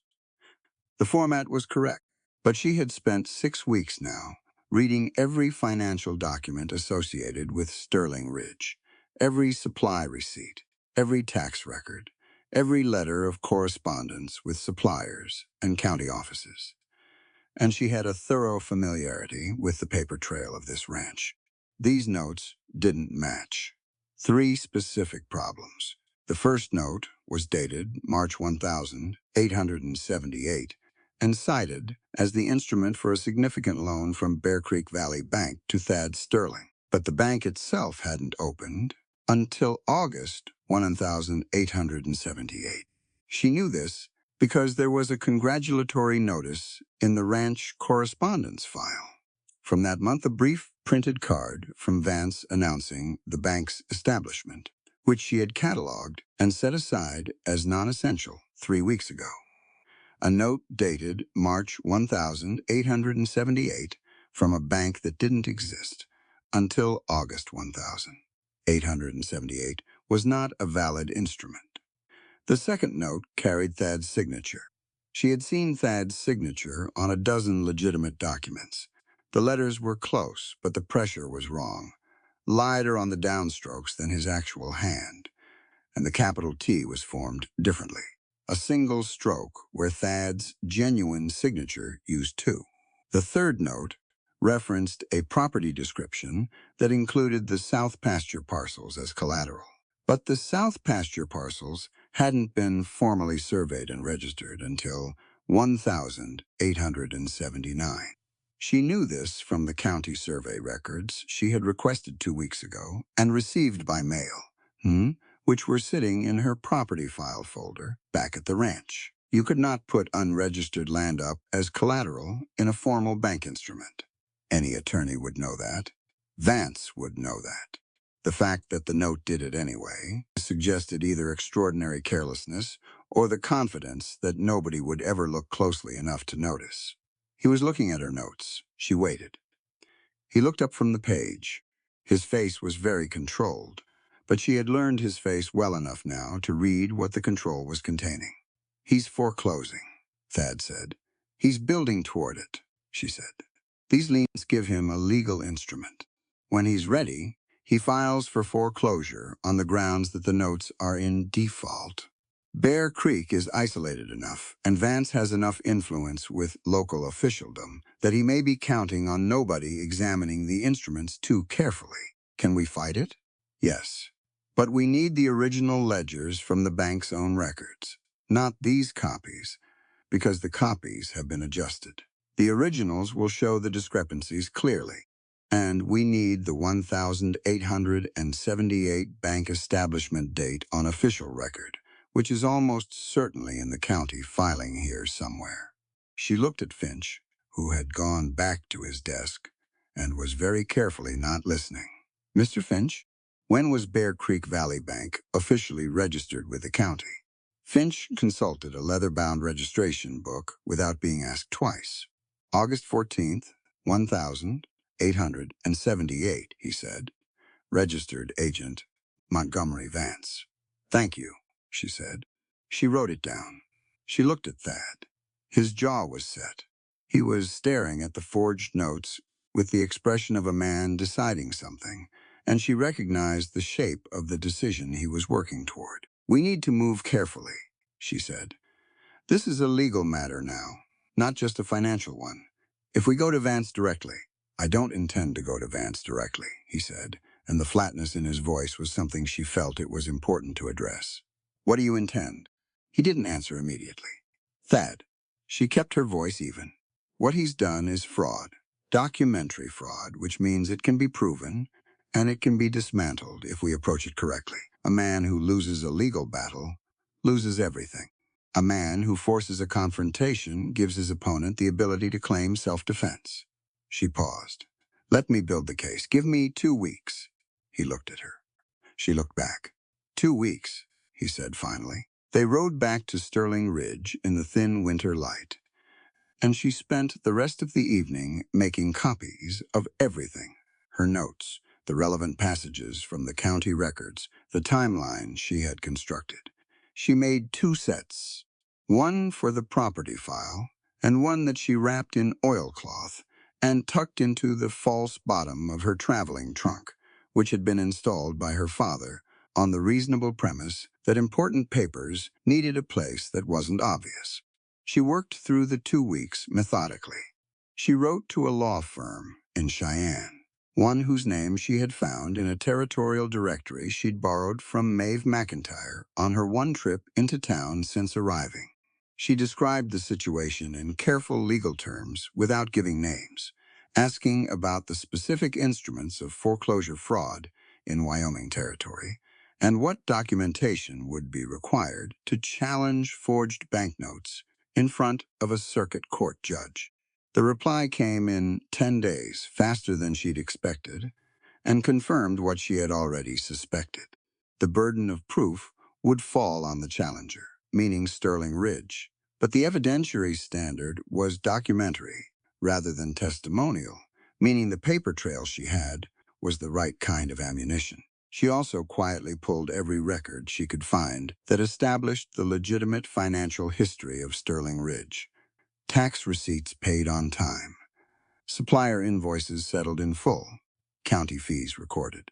She built a parallel portrait, a ranch with no genuine debt, a property with a clean, legitimate history, set directly against the fabricated lien record Vance had constructed. On the 14th day, she was in the back room at her desk when she heard the sounds outside. Horses on the road. More than 2. She went to the front window. Vance was in the yard.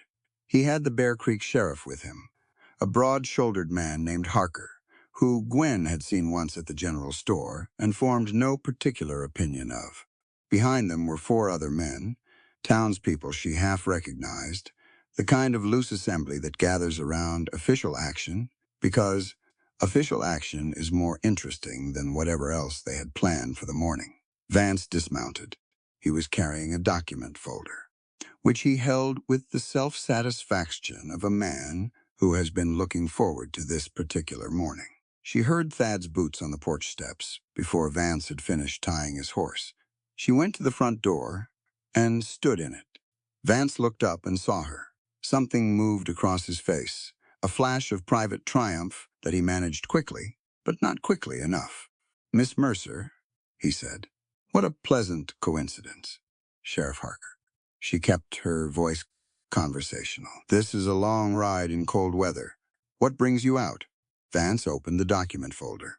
He drew out a paper and held it at a slight angle, the way people hold documents they want seen without being read closely. "I'm here on bank business," he said. "Outstanding liens against Sterling Ridge. In default, the bank is initiating foreclosure proceedings." He smiled at Thad. "I'm afraid I need Mr. Sterling to accompany us to town to address the matter with the court." Then his eyes came back to her, and the smile changed character. He drew out a second document. "And I'm also here, Miss Mercer, to assist the territorial authorities in a separate matter." He passed the paper to Harker, who held it with the uncomfortable expression of a man who doesn't enjoy his own job very much. "A wire came from Philadelphia 3 days ago. There are allegations of interstate bank fraud, specifically a fraudulent draft drawn on a Philadelphia financial institution bearing a forged signature." He tilted his head. "Bearing your signature, I'm afraid." The yard went very quiet. Gwen looked at the document in Harker's hands. She kept her face absolutely still. The accusation was absurd. She knew it was absurd. She also knew, with complete clarity, that absurdity and danger are not mutually exclusive. Thad was beside her on the porch now. She heard it before she saw it. The particular sound of his weight shifting, his hand moving. She turned her head and looked at him. He had the Winchester at his side, not raised, not pointed, but in his hand with the kind of readiness that made the men in the yard take a step back. "Thad," she said. His eyes were on Vance. The controlled expression she knew from the blizzard night, but hotter underneath. Much hotter. "These are forged documents," he said. "Every last one of them, Mr. Sterling," Vance said, with the easiness of a man standing behind a sheriff and 4 witnesses. "I'd encourage you to be very careful right now." Thad looked at Vance, and the Winchester was still in his hand, and the morning was balanced something very narrow. Gwen stepped forward. She put her palm flat against the barrel of the rifle, not pushing it down, just her hand there, between the gun and the yard. She felt the cold metal under her palm, and she looked at Thad and waited until he looked at her. His eyes came to her face. "No," she said quietly. "Just that." His jaw worked. "No," she said again. "This is what he wants. Don't become an outlaw for my sake. That's not something I'm willing to carry." A long moment. The yard waiting. The horses shifting. Thad lowered the Winchester. He lowered it slowly, and with the kind of deliberateness that communicated to everyone watching that it was a choice and not a concession. But he lowered it. Gwen turned to face the yard. She pulled her shawl straight. She looked at Harker, who looked back with the expression of a man who is doing a job he finds distasteful. "Sheriff," she said, "I want it on record, before these witnesses, that I contest every document Mr. Vance has presented here today as fraudulent instruments in an ongoing scheme to unlawfully seize this property. I am surrendering myself voluntarily on the understanding that I will have the opportunity to present my evidence to a proper judicial authority." Harker nodded. Once, uncomfortably, she walked down the porch steps. At the bottom, she stopped. She looked back at Thad, who was standing at the top of the steps with the rifle at his side, and his face doing the work of containing something large. She held his gaze for a moment. 2 weeks was enough, she said. "The evidence is in the oilcloth in the trunk. You know where." Then she turned to Harker and held out her wrists. The iron cuffs were cold. She had expected that. The weight of them was also something she hadn't quite anticipated. Not heavy, exactly, just present. Constant a reminder at every movement. The jail wagon was at the edge of the yard. She climbed up into it without assistance, sat on the wooden bench inside, and looked straight ahead. The snow had begun again. Light this time, small flakes, nearly invisible against the white sky. The mountains were somewhere behind the clouds. Vance mounted his horse with the careful satisfaction of a man who believes he has won something. He didn't look at her as the wagon began to move. She looked back at the porch. Thad was still there, still standing exactly where she had left him, the rifle still in his hand. Beside him, Zeke had appeared. Zeke stood with his arms at his sides and watched the wagon go with an expression that was perfectly composed and absolutely furious in the same instant. Gwen looked at them both until the bend in the road took the ranch from view. Then she faced forward. The snow fell softly on the white fields on either side of the road. A crow sat on a fence post and watched the wagon pass flew away. Bear Creek was 4 miles. 20 minutes in this wagon on this road. She used the time. She went through the evidence in her mind, piece by piece, in the sequence she would present it: the bank establishment date, the forged signatures, the unregistered collateral, the fraudulent note predating the bank's existence by 5 months. She checked each piece against the next and looked for the gaps and found none. It was good evidence. She had built it carefully. A circuit judge, seeing it, clearly would have no reasonable direction to go but toward dismissal of Vance's claims and indictment of Vance himself. The problem was getting a circuit judge to see it. The Bear Creek jail was between the town hall and the livery. The wagon stopped. Harker helped her down from the wagon with a gruffness that was trying not to be apologetic and not quite managing. He walked her inside. The cell was small. A cot, a single blanket, a small barred window facing the alley. The stove in the outer office was doing its best, but the cell itself was cold in the corners. She sat on the cot. She heard Vance outside, speaking to someone, his voice carrying the particular satisfaction of a man narrating his own victory.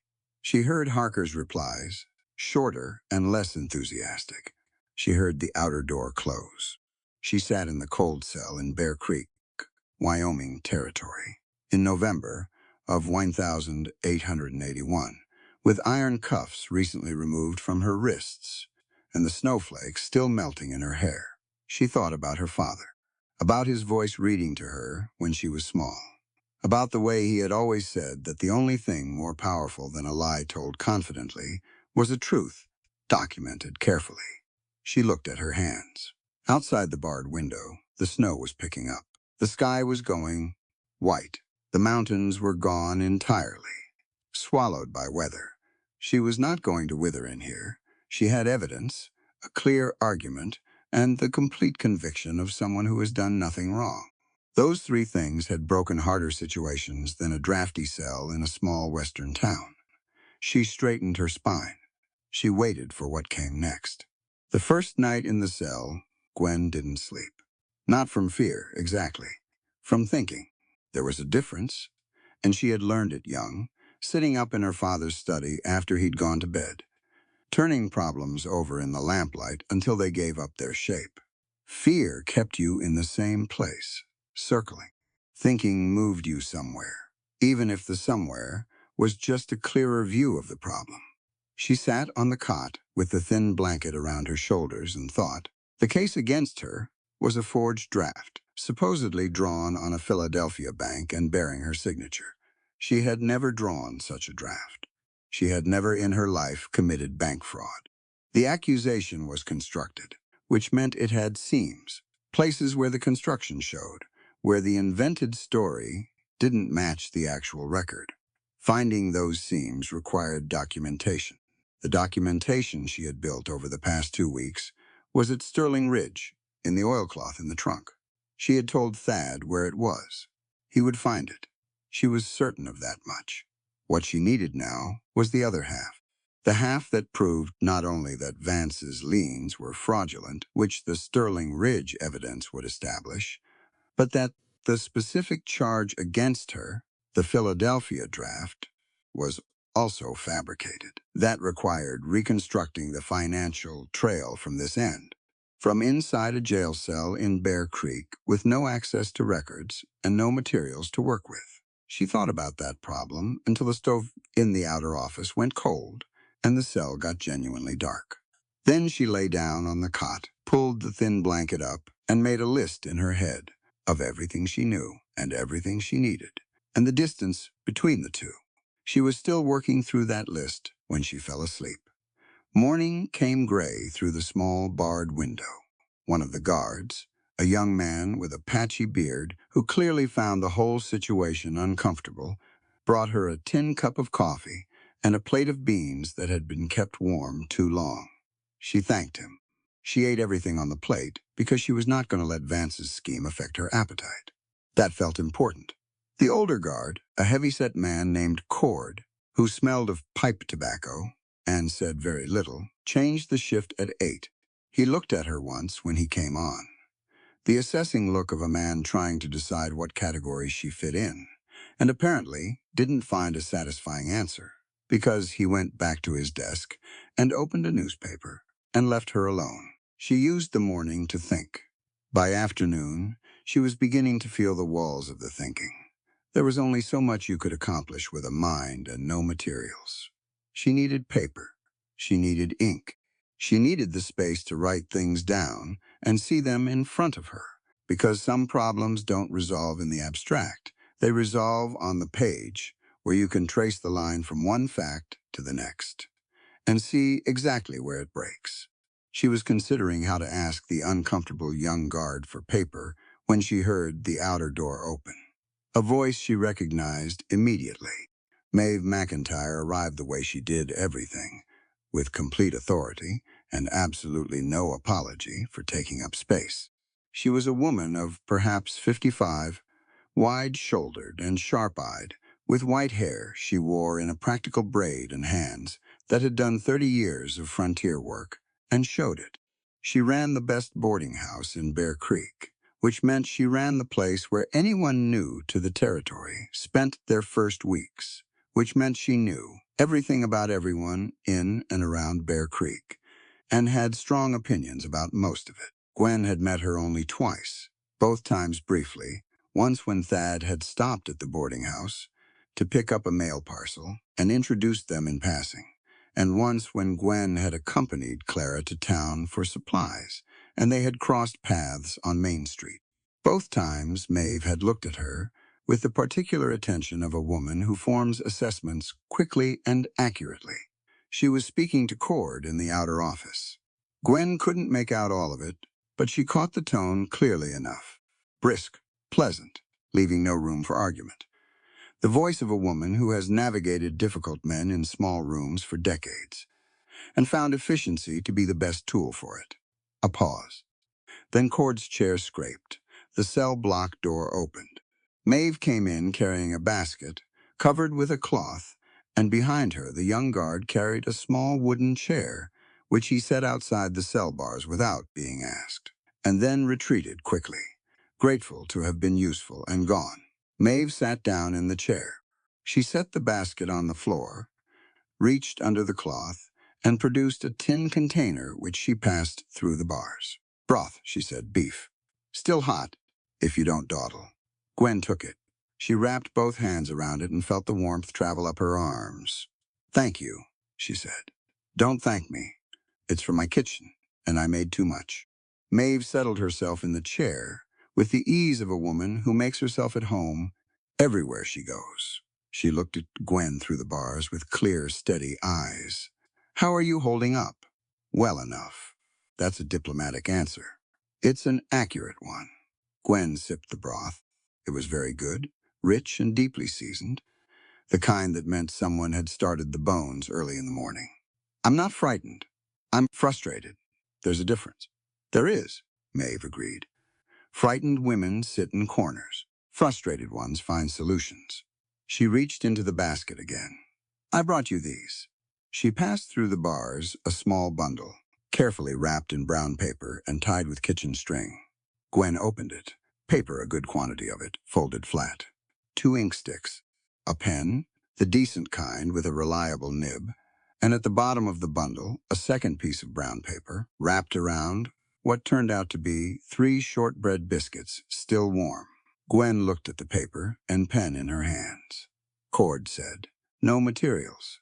Maeve said pleasantly, I told him I was bringing in reading and writing supplies for my own personal comfort, and that if he wanted to discuss the matter further, he was welcome to take it up with my late husband's attorney in Cheyenne, whose name and address I happened to have on me.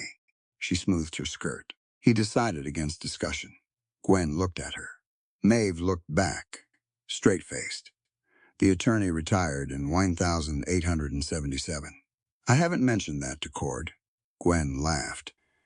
It came out more fully than she expected, genuine and slightly startled. She hadn't laughed in 2 days, and apparently she had needed to. Maeve nodded, satisfied. Now then, tell me what you need. They talked for nearly an hour, Gwen drinking the broth, and Maeve sitting outside the bars with the basket in her lap. Gwen explained the situation with precision, laying out the structure of Vance's scheme, the forged notes, the fraudulent liens, and now the fabricated Philadelphia draft.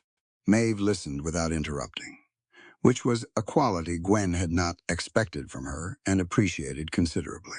When Gwen finished, Maeve was quiet for a moment. "Montgomery Vance," she said, with the tone of someone confirming a long-standing suspicion. "I've watched that man operate in this town for 6 years. He has the smile of a man who believes everyone else is a resource to be managed." She looked at Gwen directly. "What do you need from me specifically?" "Two things. First, if you have any connection to the telegraph office, I need to send a wire to Philadelphia, to the bank where the fraudulent draft was supposedly drawn. I need their records division to confirm that no such draft exists in their outgoing instruments for the past 12 months. A reply wire would take perhaps 3 days. Tom Briggs runs the telegraph," Maeve said. "His mother has been a resident at my boarding house for 4 years. I'll speak to Tom this evening. Second, the circuit judge. I understand he travels a regular route through this territory. Judge Calloway. He passes through Bear Creek every 6 weeks, approximately. His next scheduled appearance, Maeve thought about it. 10 days, if the roads are passable. 10 days. Gwen did the calculation. The bank reply would come in 3 days. She could have the documentary reconstruction completed in less than a week if she worked steadily. That's enough time. Enough time for what? To build the evidentiary case from this end. Gwen held up the paper. "I have the bank's fraudulent instruments, the copies that Vance filed with the county. I can reconstruct the mathematical trail of his mortgage scheme from the figures in those copies alone. The internal inconsistencies in his own documents will be visible in the numbers if you know how to read them." She paused. "Most people don't know how to read them. That's what he's counting on." Maeve studied her. "You're going to build the case from inside the cell. I'm going to build most of it here. Thad has the other half at the ranch." A brief silence. "What he presented to Cord," Maeve said carefully, "was enough to get you locked in here because Cord doesn't question a bank manager with a wire from Philadelphia. But the wire itself," she leaned forward slightly, "who sent that wire?" "I believe Vance sent it himself, or had an associate send it. The Philadelphia bank will have no record of it because the draft doesn't exist." Maeve sat back, a long, considering look. "He moved quickly. When you arrived at that station 6 weeks ago, he saw something he hadn't anticipated. He saw that I could read the ledgers," Gwen said. "He couldn't have known that when he arranged the position. He thought he was bringing in a decorative piece with useful family connections. When it became clear I was something else, he had to accelerate." "Accelerate or remove," Maeve said quietly. "Yes." Another silence. Outside the barred window, the snow was still falling, steady and soft, turning Bear Creek white and muffled and quiet in the way that made it hard to believe anything urgent was happening anywhere. Maeve reached into the basket one more time. She produced a small glass jar with a metal lid. "Ink," she said, passing it through the bars. "The stick kind dissolves slowly in cold. This will serve better in here." Gwen took it. She set it with the pen and paper on the cot beside her. "Maeve," she said, "why are you doing this?" Maeve looked at her with a directness that required no softening. "Because I have lived in this territory for 30 years, and I have watched a particular variety of man operate here with impunity because there was never anyone in the room who could read the instruments he was using. She smoothed her skirt again, a precise, habitual gesture. You can read them. That makes you the most useful person in Bear Creek at this particular moment. She picked up her basket. Also, she said, in a different tone, the tone of a woman expressing a thing she has clearly thought about. For longer than this conversation, I am tired of watching women arrive in this territory with something real to offer and get run off by men who find that inconvenient. She met Gwen's eyes. You're not leaving, Miss Mercer. It was not a question. No, Gwen said. I'm not. Maeve nodded once, satisfied, and stood up. She called for Cord to let her out, which he did with the relieved air of a man whose difficult visitor was departing. The cell block door closed. Gwen sat in the quiet for a moment. Then she opened the ink jar, set the paper on the cot with the small wooden board from the bottom of the basket that she hadn't noticed until now, clearly placed there specifically for this purpose, and picked up the pen. She started with what she knew cold, the bank establishment date. August 14, 1878. The fraudulent note dated March 1878, 5 months before the bank existed. She wrote that down in the clearest possible terms and moved on. The property description in the second note listed the South Pasture parcels with their survey coordinates. She had memorized those coordinates from the county survey documents at the ranch because she had a good memory for numbers, and because numbers, once seen, tended to stay with her. The South Pasture parcels had been formally surveyed in spring 1879. She had the survey receipt date in her memory. April 17, 1879. The note that used them as collateral was dated February 1879. You could not use land as collateral in February that wasn't formally surveyed until April. She wrote that down. The signature discrepancy. She couldn't prove that from memory alone, but she could document the specific letter formations she had observed from Thad's genuine signatures, the capital T, the particular angle of the final D in sterling, and contrast them with what she had seen in the forged instrument. A handwriting analysis, paired with genuine comparison documents, would be compelling to a judge. She would need genuine comparison documents. That was a task for Thad. She worked through the afternoon. Cord brought her supper at 6 again, and she ate at the cot without stopping her writing. The young guard came on at 8 and looked at the papers spread across the cot with visible curiosity, said nothing, and went back to his post. She wrote until the lamp in the outer office dimmed, and she couldn't see the page. Then she lay back on the cot and thought. She thought about the Philadelphia bank reply. If Tom Briggs sent the wire tonight and the bank's records office was prompt, 3 days was reasonable. More likely 4. She could work with 4. She thought about Thad and Zeke at the ranch. She thought about Thad's face when she had put her hand on the Winchester, the look in his eyes in that moment. She had made the right call. She was certain of it.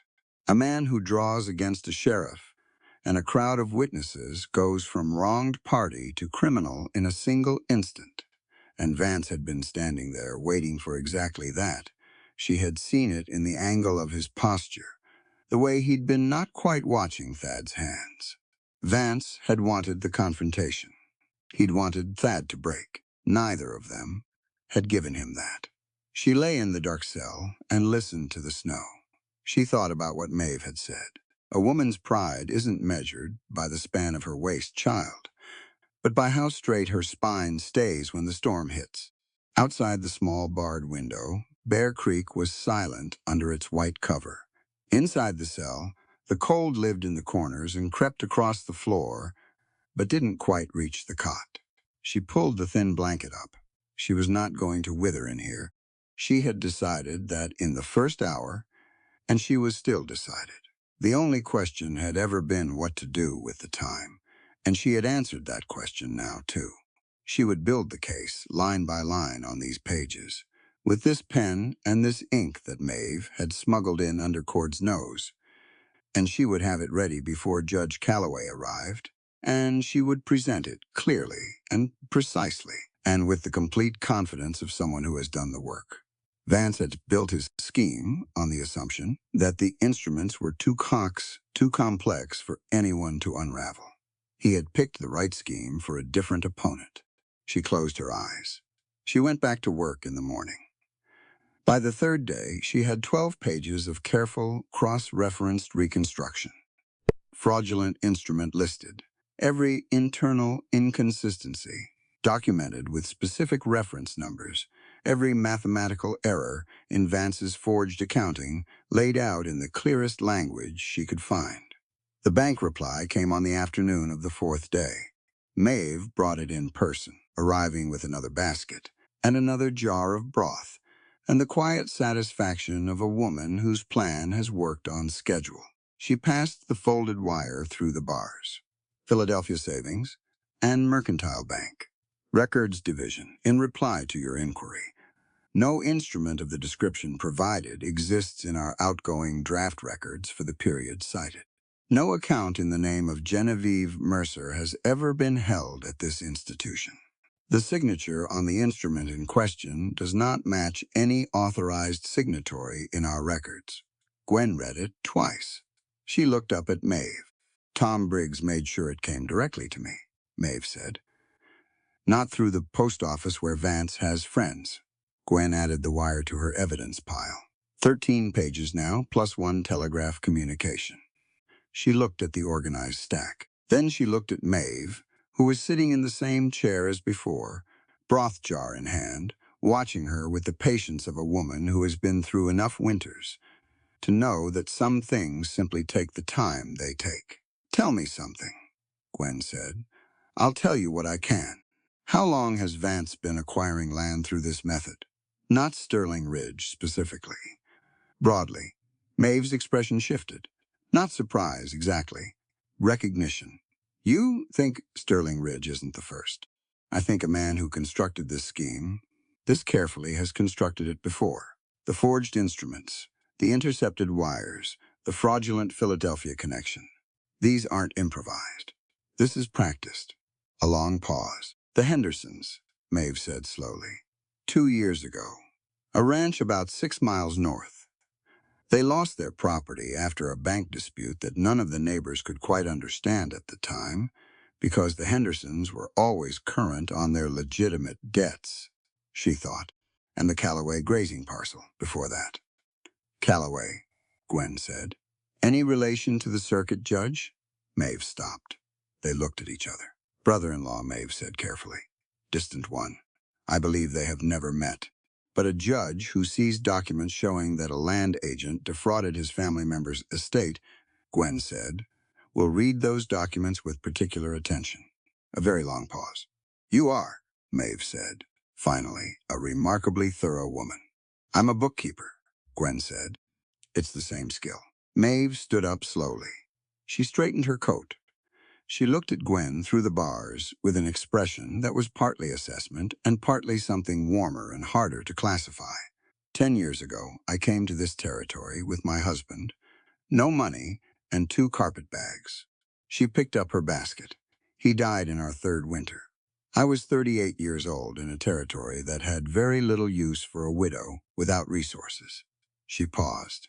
I built what I have with the same tools you're using right now. Information, clear thinking, and the willingness to stay at the table when a man expects you to leave it. She moved toward the cell block door. Hold your ground, Miss Mercer, she said, without turning. The judge arrives in 6 days. She called for Cord. The door opened and closed. Gwen sat with her papers in the cold cell and added the Henderson property and the Calloway grazing parcel to her notes, with a clear notation marking the pattern. 3 properties, possibly more. A practiced system refined over years. She held the pen. She thought about Thad and Zeke out there in the cold, working their own half of this problem, finding their own pieces. She didn't know what they would find or where they would look, but she trusted the direction they were moving in. Trust, she had discovered, was its own kind of evidence. Not the kind you could put in front of a judge. The other kind. The kind built from watching a man rebuild steps and widen chairs and lower a rifle because you asked him to. The kind that accumulates quietly over weeks until it is the most solid thing in the room. She picked up her pen. She went back to work. Outside the barred window, the snow had stopped at last, and the sky was turning the pale, clear blue of a cold night coming on. Stars were appearing, sharp and bright, the way they only appeared out here, where there was nothing between you and them. 6 days until Judge Calloway arrived. She had more than enough to keep her busy. The cold, at 3 in the morning, was a different animal than the cold of daytime. Thad had known this for years, from the war and from the winters after it. From every early watch he'd ever stood on frozen ground, waiting for something to happen. Daytime cold was something you worked against. Cold at 3 in the morning simply was. It sat in the bones and didn't argue about it. He pulled his coat tighter and kept moving. Zeke was 6 feet to his left, moving through the dark timber, with the particular silence of a man who had learned fieldcraft the hard way and never forgotten it. They had been riding since midnight and walking since they'd tied the horses in a shallow draw about a mile back. The snow muffled the sound of their boots, but it also slowed them, and they'd had to pick the route carefully, staying in the tree line, using the ridge to the north as cover against the open sky. The line shack appeared through the pines. It sat in a narrow clearing, a low-roofed outbuilding that had originally served as a seasonal shelter for hands working the northern pasture boundary. Nobody had used it legitimately in 2 years. The roof had a visible sag on the east side, and the chimney had a crack in its mortar that let smoke leak in 2 places. It was, from any practical standpoint, not worth maintaining, which was exactly why Vance's men were using it. Thad had found the first thread 4 days after Gwen was taken to the jail. He'd been going through the property file she had organized, working through the oilcloth bundle she'd told him about, reading her notes with the focused attention of a man who understood he was reading the work of someone considerably more careful than himself. The notes were good, thorough, precise, cross-referenced in the margin, with small notations that pointed from one document to the next. He'd found the property files, the fraudulent banknotes, the timeline she'd constructed. He had understood most of it. What he hadn't had was the original ledgers, the ones from the bank itself. The copies Vance had filed with the county were the adjusted versions, carefully altered to support the fraudulent claims. Somewhere there would be originals, because a man running a scheme this complex needed his own record of the real numbers in order to manage the fiction. You couldn't maintain a long con without a private accounting of the truth. Zeke had been the one to find the location. He'd done it the way he did most things, by paying attention to what was in front of him. One of Vance's men, a drifter named Cass, who'd been in Bear Creek for 6 weeks, had been seen twice riding north out of town on the road that passed the old line shack. Both times in the evening. Both times carrying saddlebags that rode heavy. A man doesn't ride to a broken-down shack in the dark twice in a week for recreation, Zeke had said. That had been 2 nights ago. They'd scouted the location yesterday in daylight, staying well back in the timber, and confirmed 2 horses tied at the back of the shack, smoke from the cracked chimney, and at one point a 3rd man, arriving and leaving within an hour. Tonight they were going in. Thad crouched at the tree line and studied the shack for 2 minutes. One window with light behind it, dim, probably a single lantern turned low. A faint thread of smoke from the chimney. Both horses still at the back tie rail. No visible watch outside, which was either careless or confident, and either way worked in their favor. He looked at Zeke. Zeke held up 2 fingers. 2 men inside, his best read. Thad nodded. They'd talked through the approach on the ride out. Straightforward, which was always better than complicated when it was dark and cold, and the variables were uncertain. Thad at the front door, Zeke at the back, 60 seconds between them to get into position. He checked his watch by feel, gave Zeke the time he needed. Zeke moved around the south side of the shack, staying low, disappearing into the shadow between the building and the tree line. Thad waited. He thought about Gwen in the Bear Creek jail. He had seen her twice through the cell window. Standing in the road at a distance that Cord had made clear was as close as he was permitted. Both times, she had been at the small writing table Maeve had apparently arranged, her head down, working. The second time, she had looked up and seen him and given him a single clear nod. He had not found that as reassuring as she'd probably intended it to be. He was not accustomed to waiting while someone else was in danger. Every instinct, he had ran the other direction. But she had asked him to trust her method, and he had agreed to trust her method. And the only thing worse than waiting was proving himself unworthy of the agreement. He moved to the door. He went through it fast, shoulder first, the way you go through uncertain doors when you don't have the luxury of knowing what's on the other side. 2 men. Correct count. The one nearest the door came up out of his chair, fast-reaching, and Thad had the Winchester leveled before the reach got anywhere useful. The man stopped. His hands came up slowly. The second man, at the back of the room, had time to grab for the rifle propped against the wall beside him. He had less time than he thought, because the back door came open at that moment, and Zeke was in the room with his own weapon up before the man's hand closed on the stock. "Leave it," Zeke said. The man left it. The whole thing took under 15 seconds. Thad kept the first man covered and looked around the room quickly.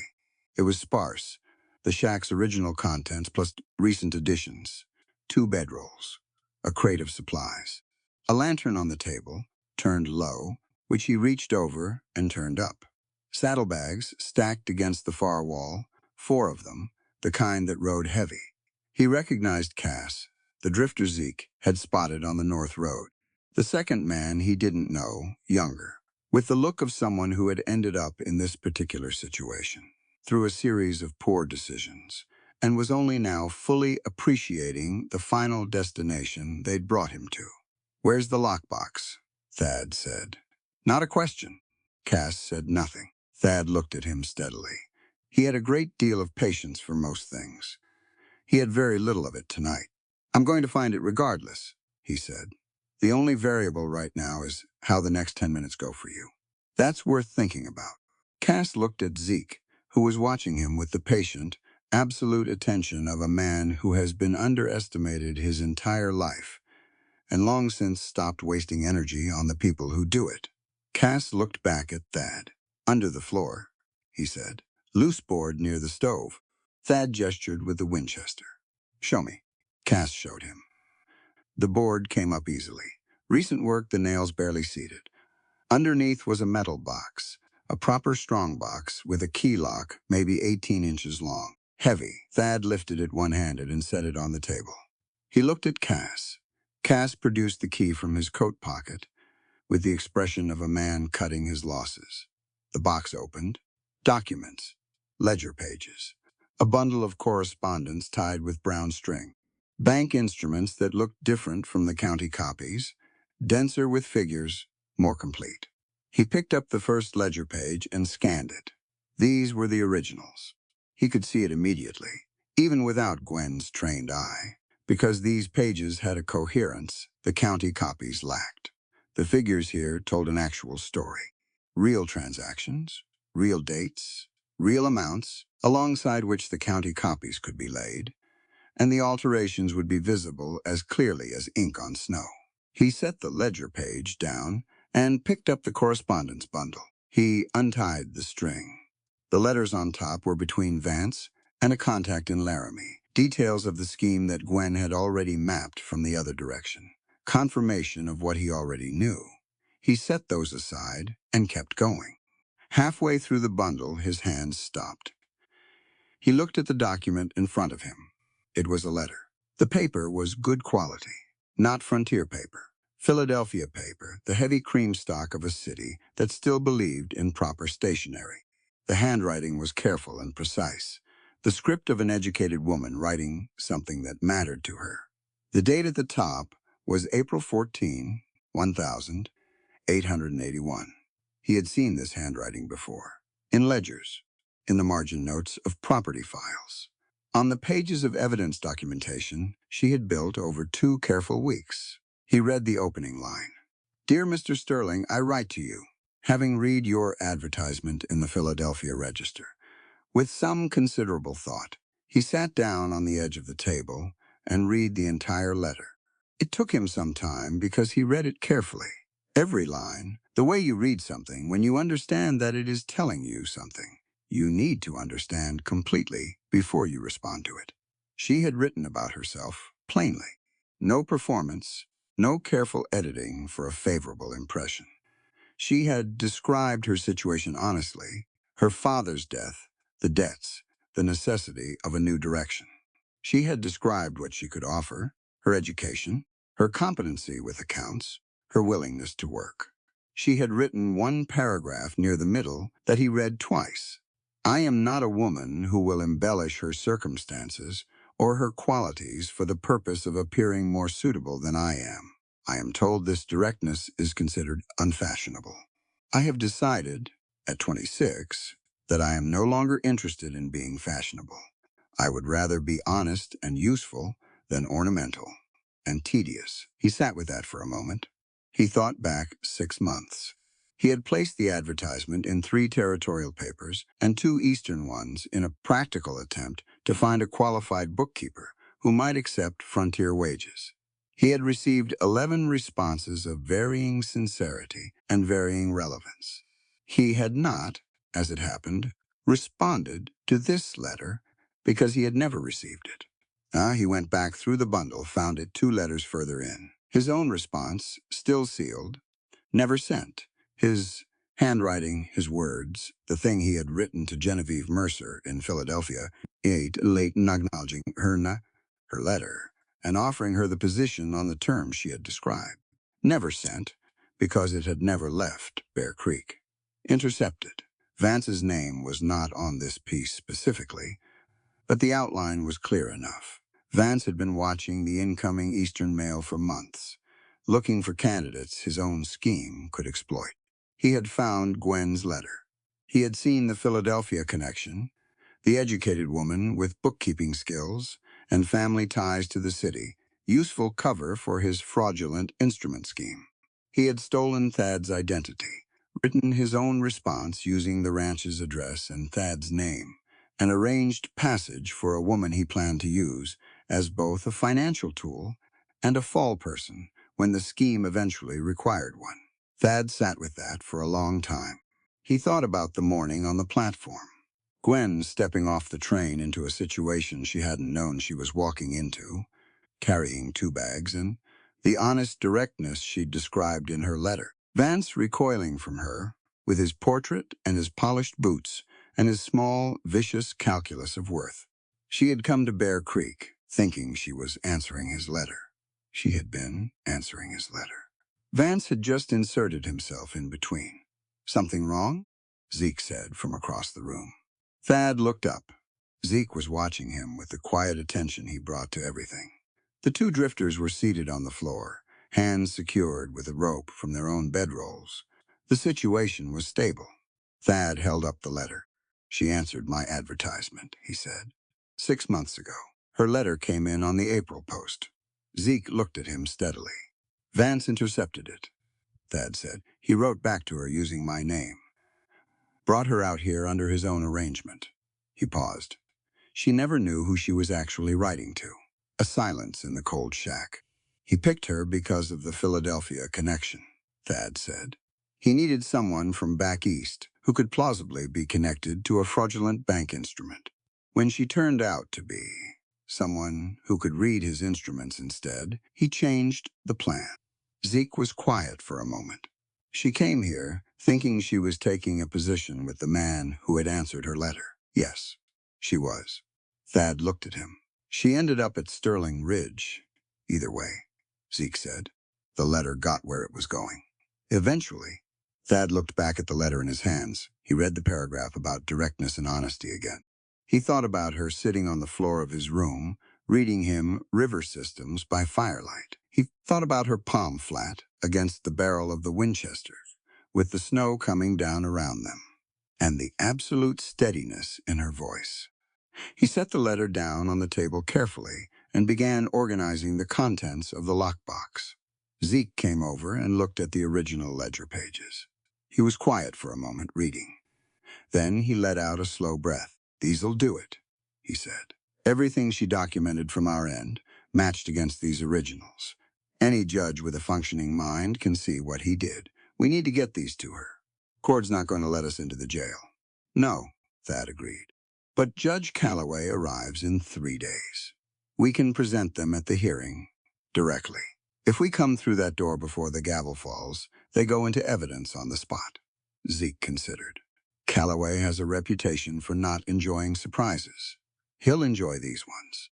They secured the lockbox, collected the relevant documents from the saddlebags that turned out to contain additional correspondence between Vance and his Laramie contact, and built a comprehensive package of everything.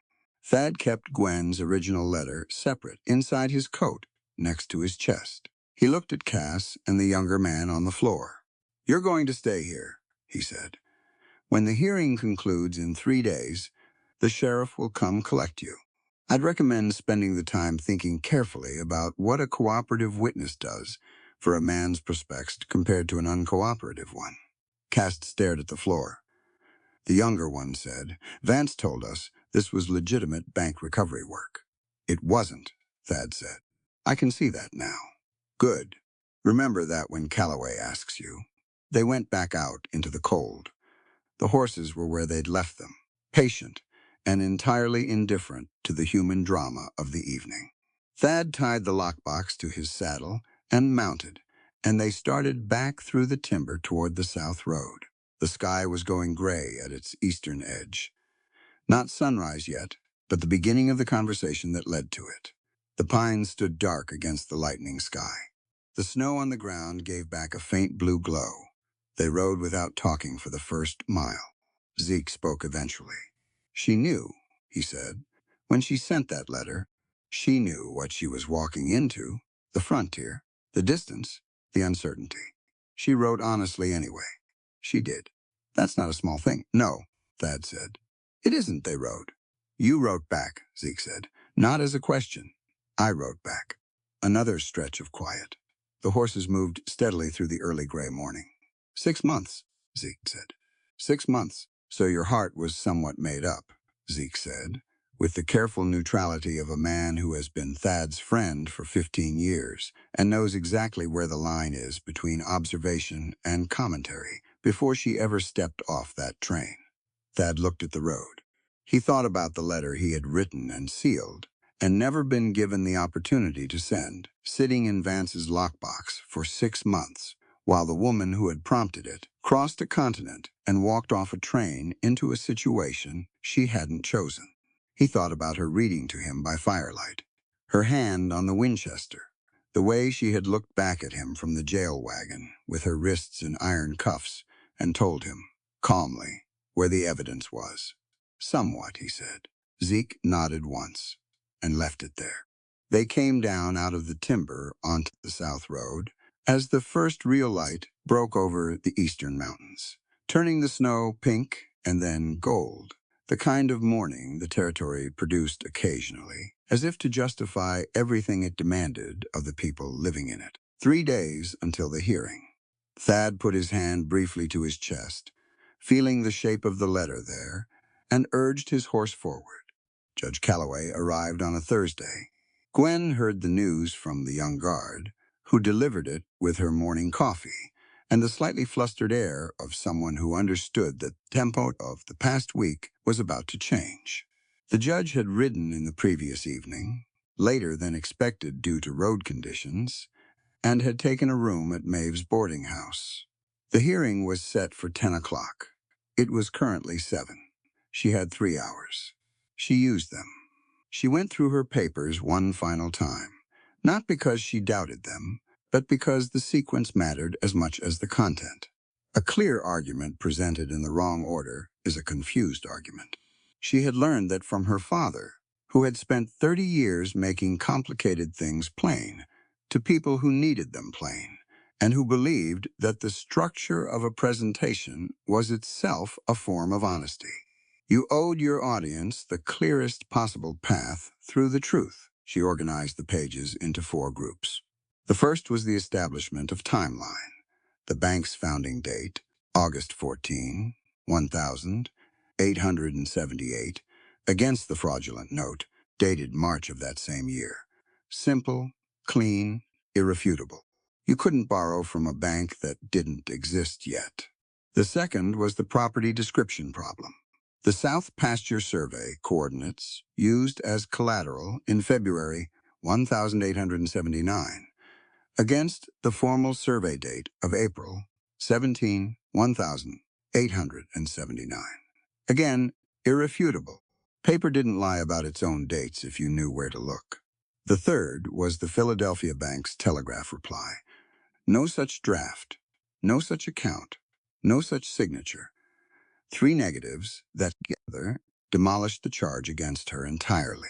The fourth was the pattern, the Henderson property, the Callaway grazing parcel.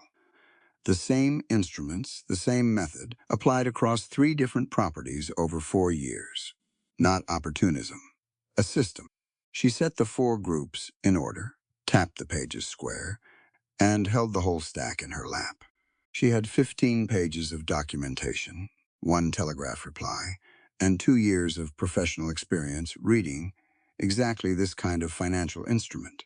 She was ready. What she didn't have was the original bank ledgers. She had built her case from the copies, from the internal inconsistencies visible in the fraudulent documents themselves. It was strong. She believed it was strong enough. But the originals, Vance's own private record of what he'd actually done, would be the difference between a judge who was persuaded and a judge who had no reasonable choice but to act. She didn't know if Thad had found them. She had been inside this cell for 9 days, with no way to communicate with the ranch except through Maeve, whose visits had necessarily become less frequent as Cord grew more watchful. The last word she had received 4 days ago was that Thad and Zeke had gone north. Beyond that, nothing. She had learned to sit with uncertainty at some point in her life and treat it as information rather than crisis. Uncertainty meant the outcome wasn't fixed yet. An unfixed outcome could still go right. She straightened her papers and waited at 9:30. Cord came in and told her to make herself presentable for transport. He said it with the discomfort of a man who has spent 9 days reconsidering his read of a situation and arrived somewhere he didn't entirely like. She thanked him with the same politeness she had maintained throughout, which she could see unsettled him slightly, and smoothed her dress and pinned her hair back as neatly as 9 days without a proper mirror allowed. She gathered her papers. Cord looked at the stack. She looked back at him with an expression that made clear she was bringing the papers, and after a moment he looked away and unlocked the cell door. They walked to the town hall in the cold morning air. Bear Creek had turned out for it.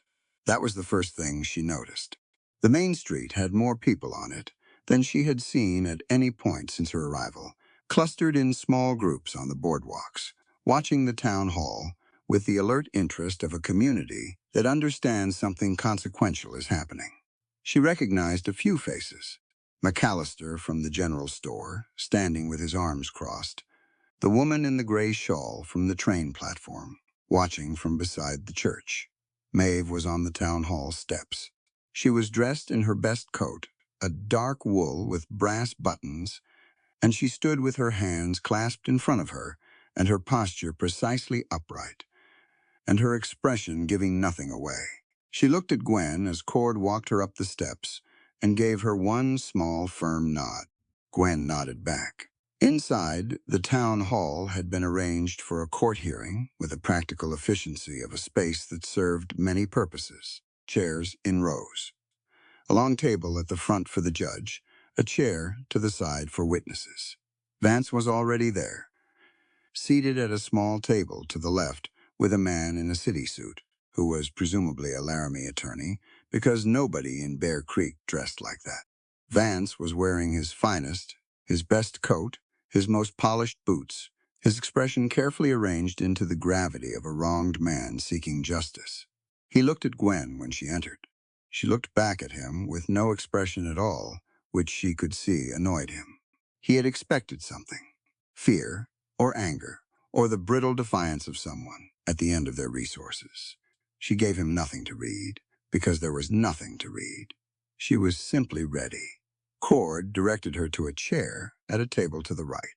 He sat beside her, not unkindly. The room filled behind them, every chair taken within 5 minutes, people standing along the back wall.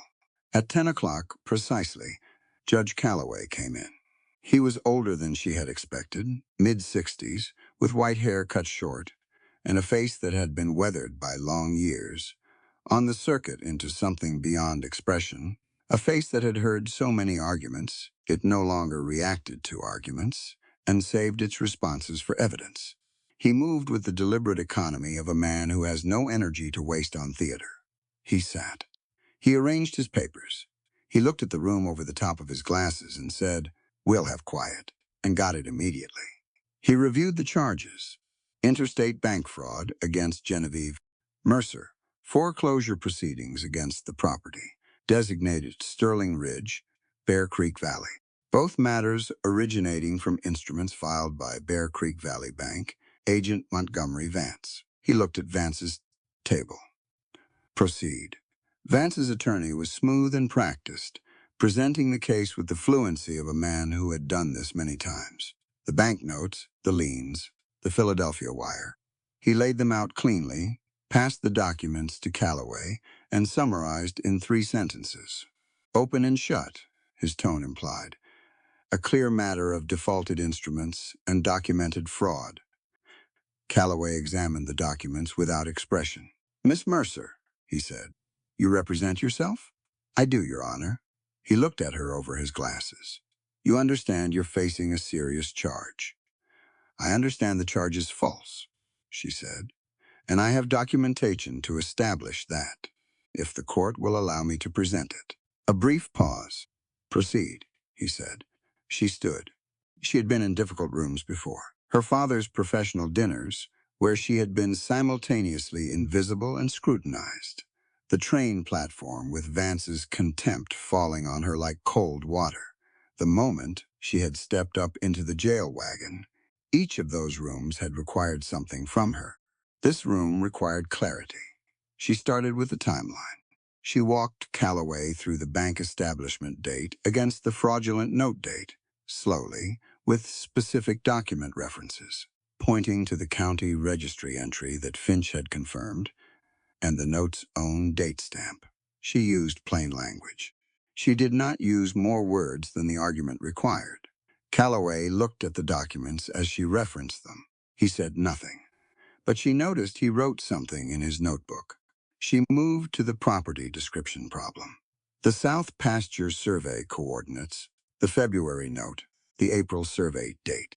Again, specific references, simple language, the math laid out on the page, so that following it required nothing more than the ability to read 2 dates and understand which one came first. Calloway wrote in his notebook again. She presented the Philadelphia Bank Telegraph reply last in this section. She read the relevant passage aloud once, clearly, and set the original on the table for the court's examination. Vance's attorney was on his feet. "Your Honor, a telegraph reply is unverified. The verification request can go through the court," Calloway said, without looking up from the document. "Bear Creek telegraph records will show the outgoing and incoming wire. Mr. Finch?" "Are you present?" Aldous Finch, in the 3rd row, raised his hand with the precise enthusiasm of a man whose records were about to be useful. "I am, Your Honor. I have the log. We'll examine it after." Calloway made another note. He looked at Gwen. "Continue." She moved to the pattern. She presented the Henderson property first. 2 years ago, the same instruments, the same filing method. A family with no genuine debt who had lost their property after a bank dispute none of their neighbors had been able to understand at the time. She had the property filing dates, the original lien instruments from the county record, and the timeline that placed them in the same sequence as the Sterling Ridge liens. She heard a murmur move through the room behind her. Then the Calloway grazing parcel. She said the name, clearly and without emphasis, because the facts were enough without emphasis. The murmur in the room changed quality. She said the dates and the instruments and the sequence. Same as before, because it was the same scheme, and repetition in evidence was not redundancy, it was pattern, and pattern was what distinguished a single act from a practice. She set the final document down on the table. In summary, she said, the instruments presented by Bear Creek Valley Bank against Sterling Ridge cannot be valid because the first note predates the bank's legal existence by 5 months. The collateral, described in the second note, references land parcels that were not formally surveyed until 2 months after the note's stated date, making the instrument legally void from its inception. The charge of interstate bank fraud against me is contradicted directly by the Philadelphia Bank's own records, and the method employed in both the Sterling Ridge liens and the fraudulent charge against me matches precisely the method used to dispossess at least 2 other Bear Creek Valley property owners over the preceding 4 years. She paused. This is not a bank recovering a legitimate debt, she said. This is a documented system of fraud, operated through the machinery of a local financial institution, using the mechanisms of law as a weapon against people who lack the resources to examine the instruments being used against them. The room was very quiet. Calloway was looking at his notebook. He looked up. At that moment, the doors at the back of the room opened. Not quietly. Thad Sterling and Zeke Washington came through them with the combined forward momentum of 2 men who have ridden hard and are not stopping until they reach the front of the room. Thad carried a metal lockbox in one hand and a document bundle in the other. Zeke carried a second bundle and wore the expression of a man who has been awake for 30 hours and finds it entirely worthwhile. The room erupted. Calloway's gavel came down once, sharp. Order. The room went quiet.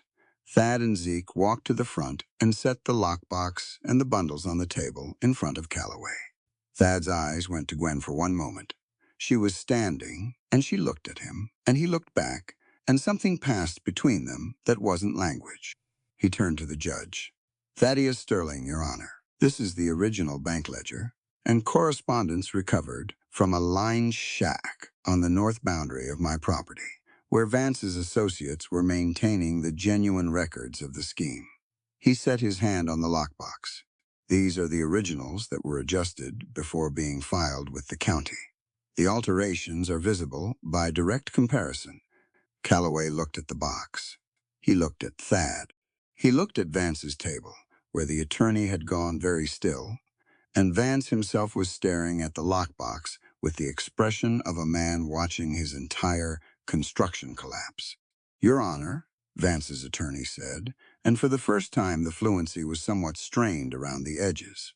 The manner in which these documents were obtained was on private property, Thad said, still looking at the judge. My property, the North Line Shack, is on the survey map of Sterling Ridge. Everything recovered from it is mine by legal right. Calloway opened the lockbox. He spent 4 minutes looking at the contents, going back and forth between the original ledger pages and the county copies that Gwen had already presented. He said nothing. His face said nothing. His notebook received several more entries. Then he closed the lockbox.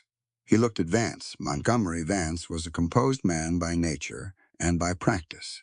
He had built his position in Bear Creek on the appearance of authority, and authority required composure, and composure required the appearance of certainty. He was working very hard at all of those things right now, and he was not quite succeeding. Calloway, said Mr. Vance. The note dated March 1878. Speak to the bank's establishment date. Vance's attorney leaned toward him. Vance waved him off. He looked at Calloway with the air of a man who has decided very quickly that his best remaining move is a controlled retreat. There may be a clerical error in The bank did not exist in March 1878, Calloway said. That is not a clerical error. That is a foundational impossibility. He looked at his notebook. The South Pasture collateral. Speak to the survey date. A longer pause. Vance said nothing. Calloway set down his pen.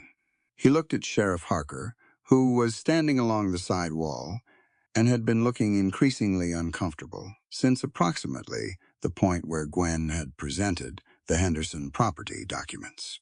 Sheriff, you will take Mr. Vance into custody, pending formal charges. The room went loud all at once. Harker crossed to Vance's table with the relieved efficiency of a man released from a position he didn't want to occupy. Vance stood, and for one moment his composure assembled itself one final time, a last attempt at the dignity of a man who has lost on a technicality rather than on the merits. Gwen stepped forward. The room noise dropped enough that she could be heard clearly, and she waited for it to drop the rest of the way before she spoke.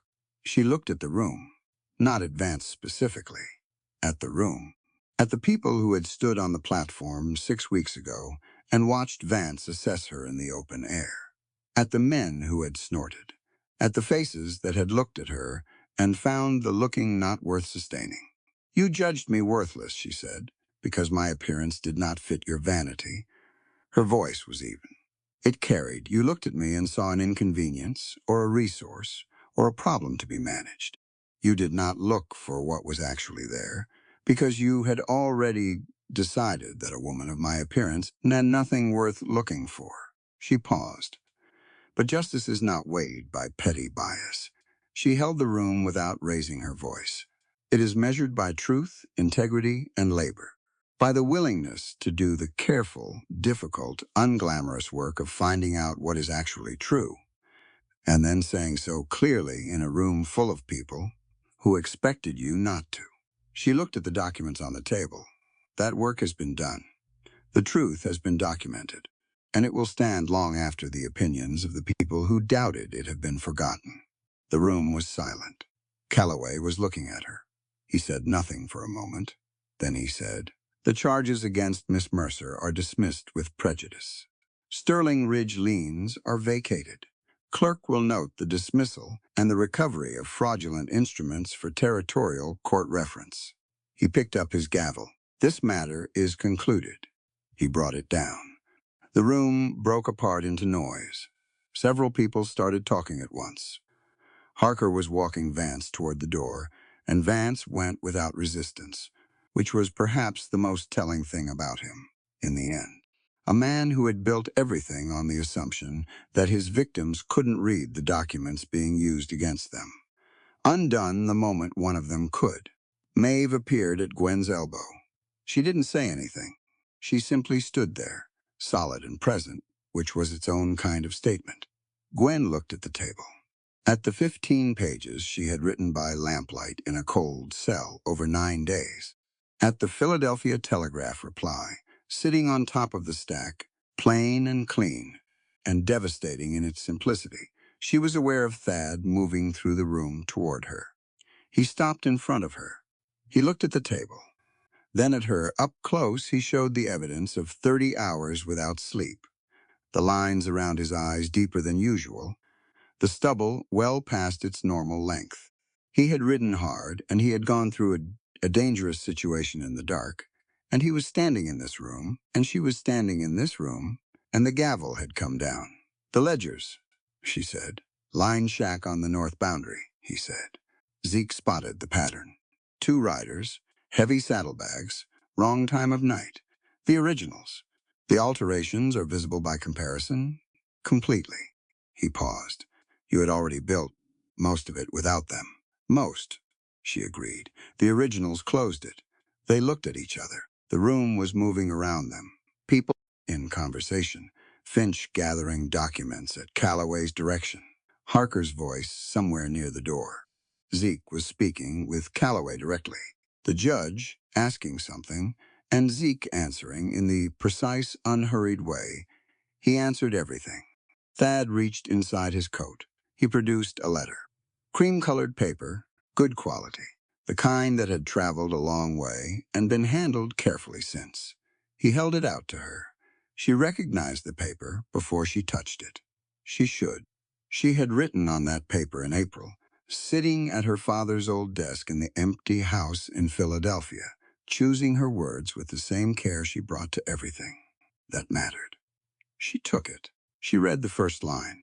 Dear Mr. Sterling, I write to you having read your advertisement in the Philadelphia Register.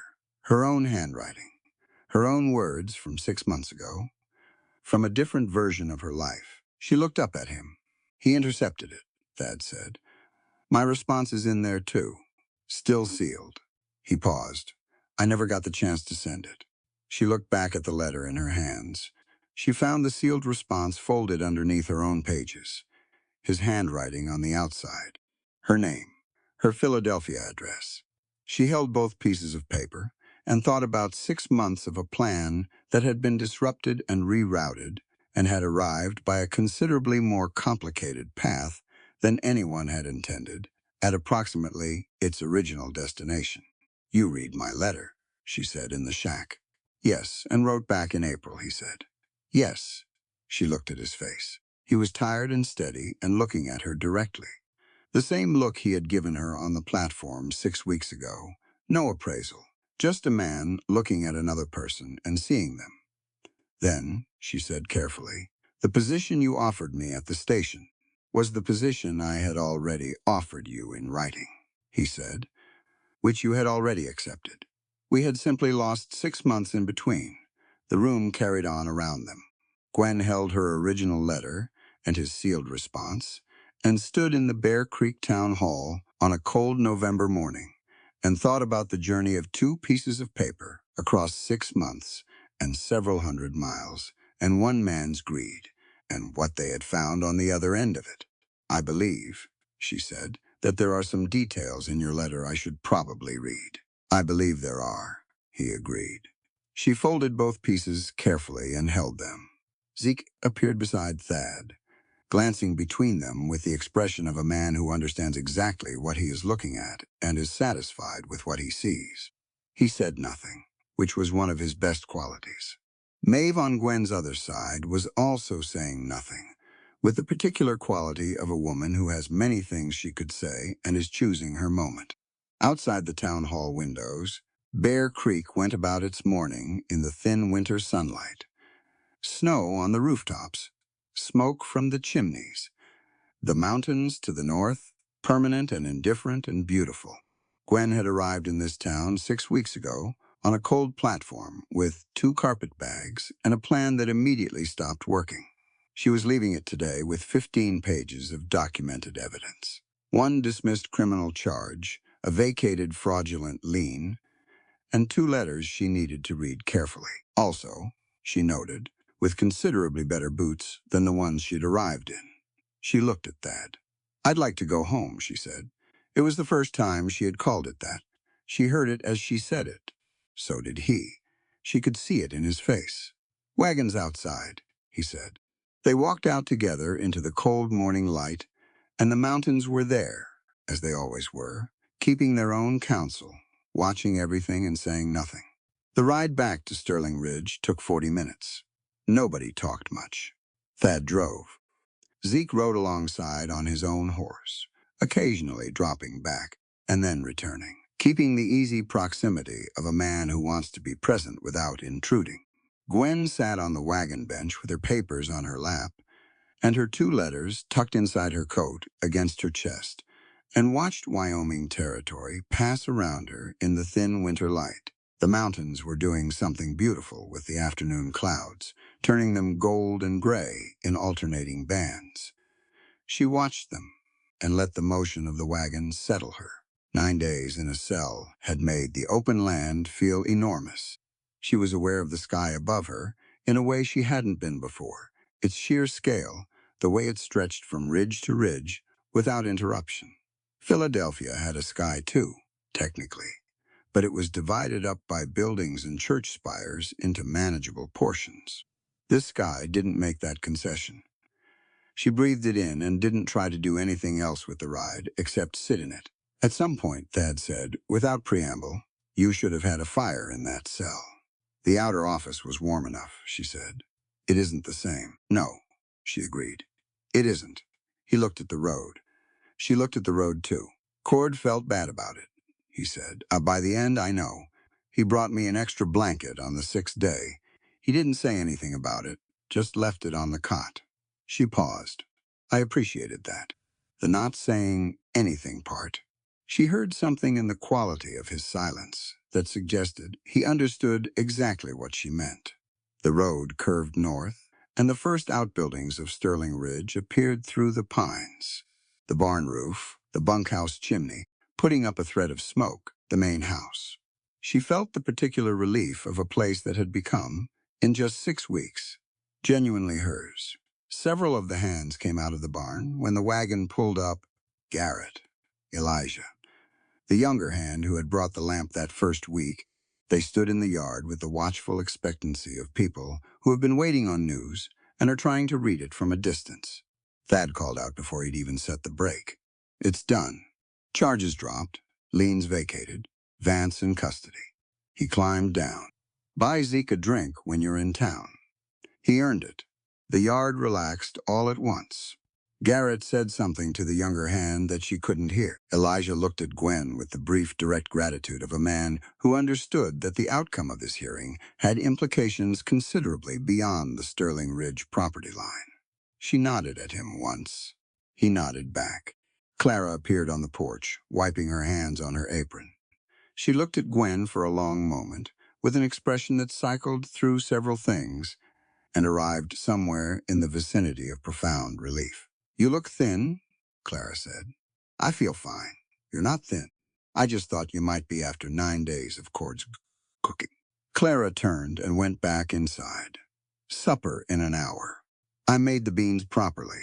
Gwen carried her papers up the porch steps. At the top, that it said. Before supper, there's something I need to show you. She looked at him. He had the expression of a man trying to be patient with his own anticipation, which on his controlled face showed only as a slight tension around the jaw. Now, he asked, if you're not too tired. She was tired. 9 days on a jail cot had given her a thorough education in how tired a person could be, without quite collapsing. But she looked at his face and said, show me.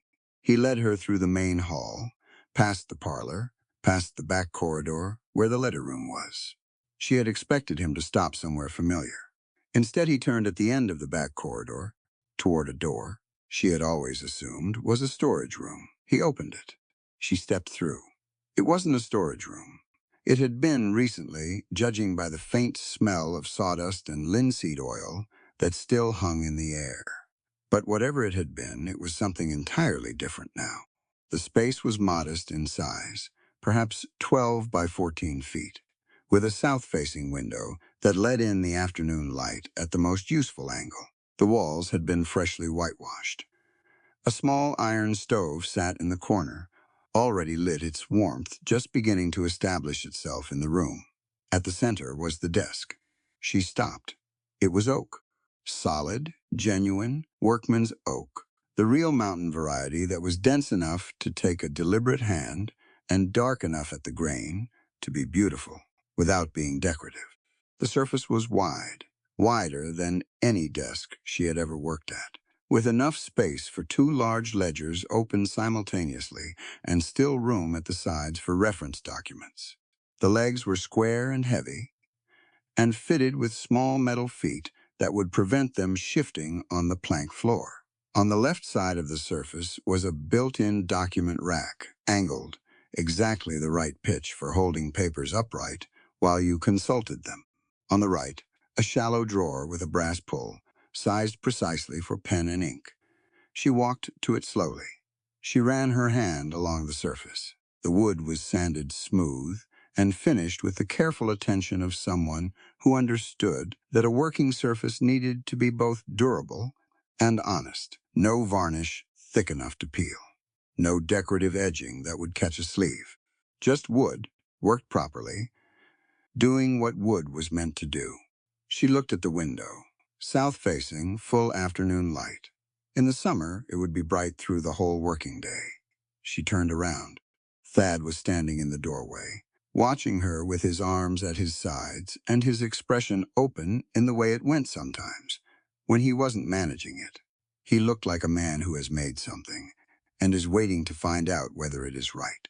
"You built this," she said, "the last 2 weeks, mostly evenings, while you were also tracking Vance's men and preparing for the hearing." The evenings were long. She looked at the desk again, then at the room, the stove already burning, the window placed exactly so, the document rack at exactly the right angle, the surface wide enough to do real work on. She thought about the steps rebuilt without comment. The wide chair, the frontier boots left on the kitchen table, with a note that said nothing beyond the fact of them. A language she had been learning for 6 weeks, solid and specific and built with honest hands. "This isn't just a workspace," she said. "No," he agreed. She looked at him. He came into the room and reached into his coat and produced her original letter, her own handwriting on the cream-colored paper, and beside it the sealed response he had written in April and never been given the chance to send. He held them both out. She took the sealed letter. She opened it carefully, preserving the envelope. His handwriting inside was spare and direct, the same hand she had seen on a dozen ranch documents, but different in quality here, more considered. She read it. He had responded to everything she had written. Her honesty about her situation, met with honesty about his, her description of what she could offer, acknowledged specifically and without flattery. Her paragraph about directness being unfashionable, which he had quoted back to her in a single line that said, "I find I have very little patience left for fashionable and considerable respect for direct." He had offered her the position in terms that matched what he had offered on the platform: lodging, meals, fair wages, with one addition at the end of the letter that had not been part of the platform conversation. "I have read your letter several times, Miss Mercer, which is not something I have done with the other responses I have received. I find I am looking forward to meeting the person who wrote it. I hope the frontier does not disappoint you. I suspect you will not disappoint it." She folded the letter. She stood in the room with the desk and the south window, and the small iron stove building its warmth, and held both letters in her hands. Then she set them on the desk. Her desk. She was clear about that now. Thad had moved to the window. He stood looking out at the yard, the late afternoon light coming through and catching the silver in his stubble, the angle of his jaw, the pale line of the scar. He turned. He reached into his coat again. What he produced this time was small. A ring, plain gold, with a small inset stone, dark red, garnet perhaps, set flush with the band in the practical way of jewelry meant to be worn by working hands. He held it carefully. "My mother's," he said.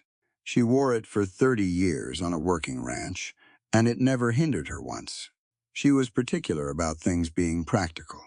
Gwen looked at the ring. "She sounds like someone I would have liked," she said. "You would have argued with each other constantly," he said, "and been completely satisfied by it." She looked up at him. He dropped to one knee on the plank floor of the new room, under the south window with the afternoon light coming through, and he looked up at her with the same directness he had brought to everything since the platform. No performance, just a man saying a true thing in plain language. "I never wanted a showpiece to adorn my mantle," he said. "I wanted an equal partner, a brave, beautiful woman to build a future beside me." He held the ring up. "I was already looking forward to meeting you in April," he said. "I've spent 6 weeks finding out that everything I was looking forward to was an underestimation." The room was very quiet. The stove ticked. Outside, one of the horses in the barn made a sound. The mountains sat where they always sat, permanent and unhurried. She looked at him on the floor and thought about the letter she had written in April at her father's desk, choosing every word with care, being honest about her situation and her qualities, and her refusal to be otherwise. She thought about his response, which she now knew had been sitting sealed in a lockbox for 6 months, while she crossed a continent and walked into a situation neither of them had chosen. She thought about steps and chairs and boots and a desk built in the evenings by a tired man who had other things to do. She put out her hand. He put the ring on her finger. She looked at it for a moment, the gold warm in the afternoon light. The garnet, dark red, practical and unassuming, not asking anyone to look at it. She looked at Thad, standing now close, watching her face. She did something she had not done in a very long time, in the presence of another person. She stopped managing her expression entirely. She let it go, all of it, the careful composure that had served her on platforms and in courtrooms and in cold cells. And she cried, not dramatically, not the weeping of someone undone, just tears, running freely, her eyes bright with them, her face completely unguarded for the first time in a very long time. Thad looked at her and didn't move to fix it or stop it or say anything reassuring. He just stood there and let it be what it was, which was exactly the right thing. After a moment, she wiped her face with the back of her hand and took a breath. The ledgers are in a terrible state, she said. He looked at her. Not the evidence ones, the general operating accounts. I had them nearly reconciled before Vance arrived with the sheriff, but the last 2 weeks have obviously prevented me from completing the work. She looked at her desk. I'll need at least 3 days to finish the current fiscal year entries before I can start the annual planning report. He was quiet for a moment. You're proposing, he said carefully, that your first act as my fiancé is to get back to the ledgers. I'm proposing that the ledgers don't care about our personal arrangements, and neither does the spring planting budget. She pulled out the chair at her new desk and sat down. It was the right height, obviously. I also have the south pasture drainage report to complete. The diversion ditch recommendation needs to go to Zeke before the ground freezes any further. He stood in the doorway of the room she now occupied, the late light behind him, and he looked at her sitting at the desk his hands had built, and he did something she had seen only glimpses of before. He smiled, fully, without reservation. It was a good smile. She filed it away. Supper's in an hour, he said. I know. Clara made the beans properly. I have an hour, he left her to it. She opened the shallow drawer on the right side of the desk. Inside was a new pen, already inked, and a fresh inkwell, and a small folded note in his handwriting that said, "Welcome home, Gwen." She set it beside the letters. She opened the ledger. She got to work. The wedding was held on the first Saturday of December, which was also the first clear day in 2 weeks. Bear Creek Valley woke up that morning under a sky so blue it looked painted. The kind of blue that only appeared after extended gray, almost offensively bright, the mountains white-capped and sharp against it. The valley floor still held its snow, but the road was passable, and the temperature had lifted to something almost reasonable. And Maeve, who had been watching the weather with the attention of a woman whose outdoor wedding plan required it, declared it a sign. Nobody argued with her. The ceremony was in the valley itself, on a flat stretch of sterling ridge land, where the creek bent south and the cottonwoods stood bare and silver along the bank. Zeke had built a simple arch from pine branches, and someone, probably Clara, had dried wildflowers through it in all gold and white. The colors of the valley in December. The guests came from everywhere, not just the Sterling Ridge hands, though they were all there. Garrett and Elijah, and the young hand, who had carried the lamp, and all the others, cleaned up and standing in a loose group at the left side of the gathering. The people of Bear Creek had come too, more of them than Gwen had expected, in their good coats and their practical boots, standing in the cold with their breath-making small clouds. McAllister from the general store, Finch from the county clerk's office, who looked genuinely pleased about something for the first time anyone could remember. Several families from the ranches, neighboring Sterling Ridge, people she had not yet met, but who had sent notes to the ranch in the week after the hearing. Some of them formal, some of them not, all of them with the quality of people who have been waiting to express an opinion and are relieved to finally have an occasion for it. The Hendersons were there. She recognized them from Maeve's description. the family who had lost their property 2 years ago to Vance's scheme. Their case was now under review by the territorial court. Calloway had sent a notice the previous week indicating that the pattern evidence presented at the hearing had opened a formal investigation into the previous property transfers. It would take time. These things took time, but the thread had been pulled, and it would not stop pulling. Elijah stood with his wife and with Sarah, who was no longer feverish, who had in fact spent the previous week following Clara around the kitchen with the dogged interest of a 7-year-old who has discovered that cooking smells are the best smells. She was wearing a coat that was slightly too big for her, clearly recently acquired, and she was holding her father's hand and looking at the arch with complete solemnity. Maeve stood at the front of the gathering with the authority she brought to all things, having organized the ceremony with the same efficient affection she brought to everything she cared about. She was not ordained in any official capacity, but she had performed 3 frontier marriages over the years, and Calloway, before departing Bear Creek, had quietly confirmed that in territories where clergy were scarce, community witnesses and a civil declaration were entirely sufficient. Gwen came out of the ranch house at noon. Maeve had been at the house since early morning with Clara, and between the two of them, they had accomplished something remarkable. The dress was cream silk, genuine silk, which Maeve had been storing in a trunk since buying it in Cheyenne 3 years ago. For a purpose she had never quite found until now. It was unboned, completely, deliberately unboned. No stays, no registration, no apology built into his construction. It fell from her shoulders in soft, clean lines that followed her actual shape without negotiation. Gathered at the waist with a broad ribbon the color of pine needles, full through the hips, a slight train at the back that Clara had spent 2 hours getting right. Maeve had tailored it herself, working at the kitchen table by lamplight for 3 evenings, making adjustments with the precision of someone who understood both fabric and the woman wearing it. It fit the way things fit when they are made for you, specifically. Not for a shape you might achieve or a silhouette considered fashionable. For you, as you are. Gwen stood at the ranch house door and looked out at the gathering in the valley, at the arch and the sky and the people and the mountains behind it all. And she felt the silk on her shoulders and the absence of anything underneath it, trying to rearrange her. And she breathed. Maeve appeared beside her.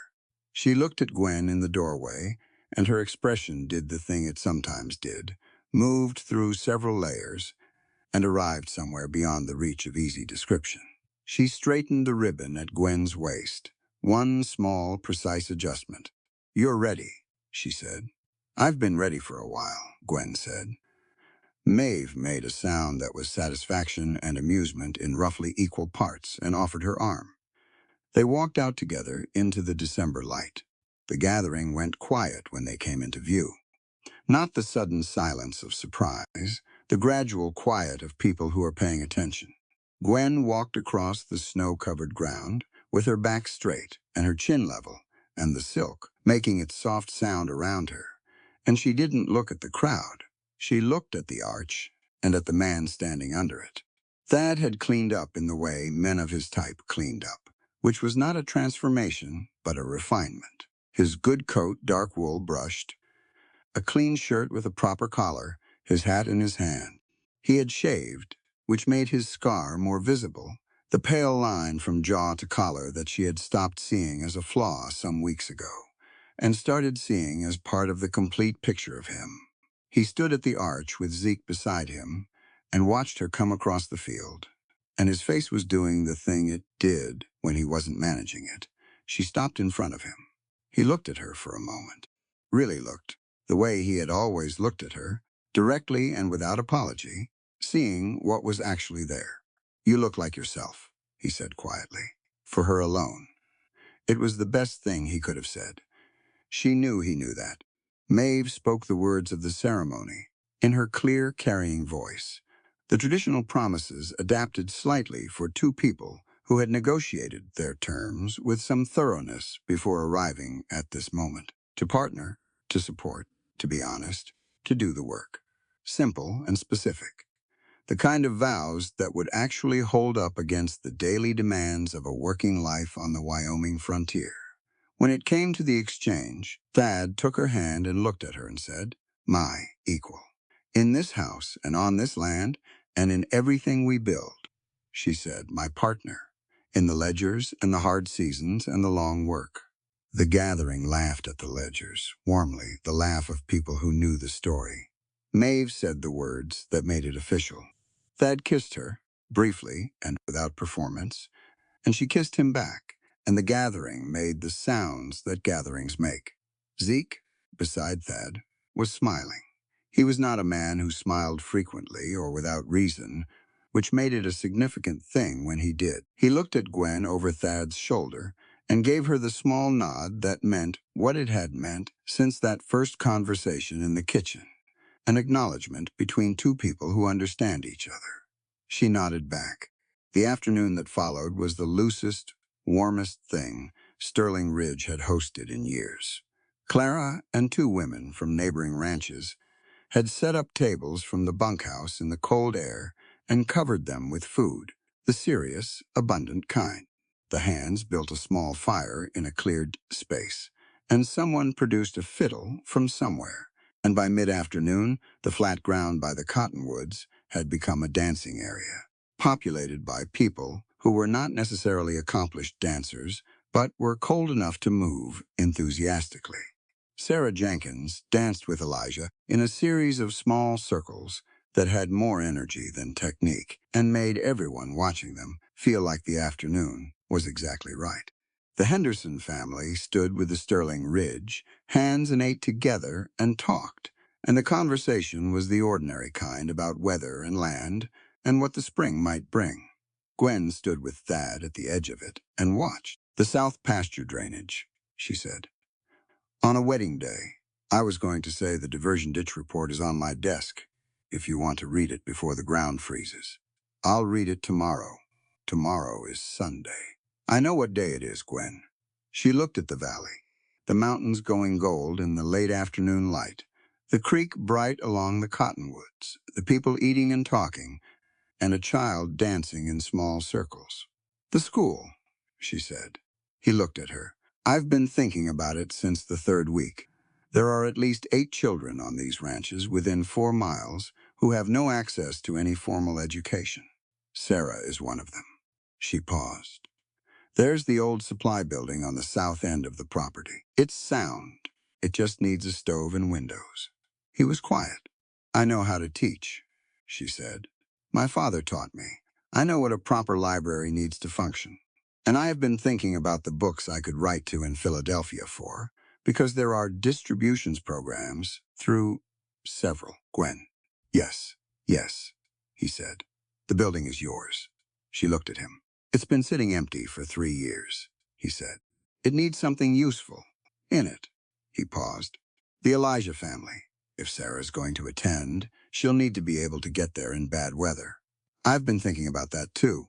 A covered path from the south bunkhouse area, or alternatively a small shed adjacent to the building for horses. So the families who ride in talk to Zeke about the shed. He'll know the best placement." She stopped. She looked at him. He looked back at her with that particular quality in his eyes, the one she had been learning to read since the first day on the platform. Patient, completely present. The expression of a man who is genuinely interested in the conversation he is having, because the person having it with him is the person he chose. "You planned to say yes before I finished," she said. "About the 4th sentence," he agreed. She turned back to the valley. The fiddle had found a new song, something faster. Garrett was dancing with considerable confidence and no discernible rhythm. Clara was watching from the table with an expression of fond exasperation. Maeve was speaking with the Henderson family, her hand on the shoulder of the Henderson wife in the brief, specific way of someone offering something real. Thad's hands came around her from behind, his arms settling around her waist, his chin near her shoulder, not holding her in place, Just present. The warmth of him against the cold of the afternoon, solid and unhurried. She leaned back slightly. They stood and watched the valley together in the late light. 5 years later, Sterling Ridge looked different in the way that living places look different. Not changed in its bones, but fuller, more occupied, more itself. The supply building on the south end had become a school that ran 5 days a week, October through April, with 12 children enrolled and a waiting list from 2 neighboring counties. Gwen taught reading and arithmetic and basic accounting, the last of which she considered the most important, because a person who could read a financial instrument could not be defrauded by one. The library had 43 books, built over 5 years through donations, purchases, and 3 separate writing campaigns to Philadelphia distribution programs. She kept the catalog herself, in a small separate ledger, cross-referenced by subject and reading level. The south pasture drainage had been solved in the spring of 1882, a 2-part fix, diversion ditch, and 2 cottonwoods relocated further from the bank, exactly as Zeke had described. The following spring, there were no emergency hay purchases. Zeke had a formal co-foreman title now, which he had resisted for a year on the grounds that he had been doing the job without the title and saw no reason to make a fuss about paperwork. Gwen had put it in the payroll ledger anyway, which made it official by her accounting, which she explained was the only accounting that mattered at Sterling Ridge. Elijah ran the supply management for the whole ranch, using the 2-column household system she had sketched for him on a piece of paper that first autumn. He had refined it considerably over 5 years.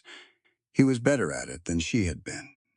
Sarah was 10 now, and could read faster than most of the adults at the ranch, and had opinions about everything, and reminded Gwen of herself in ways that she found both recognizable and alarming and deeply satisfying. On a late afternoon in the autumn of 1886, Thad came out of the barn and found Gwen standing at the edge of the south field, where the clover had gone golden.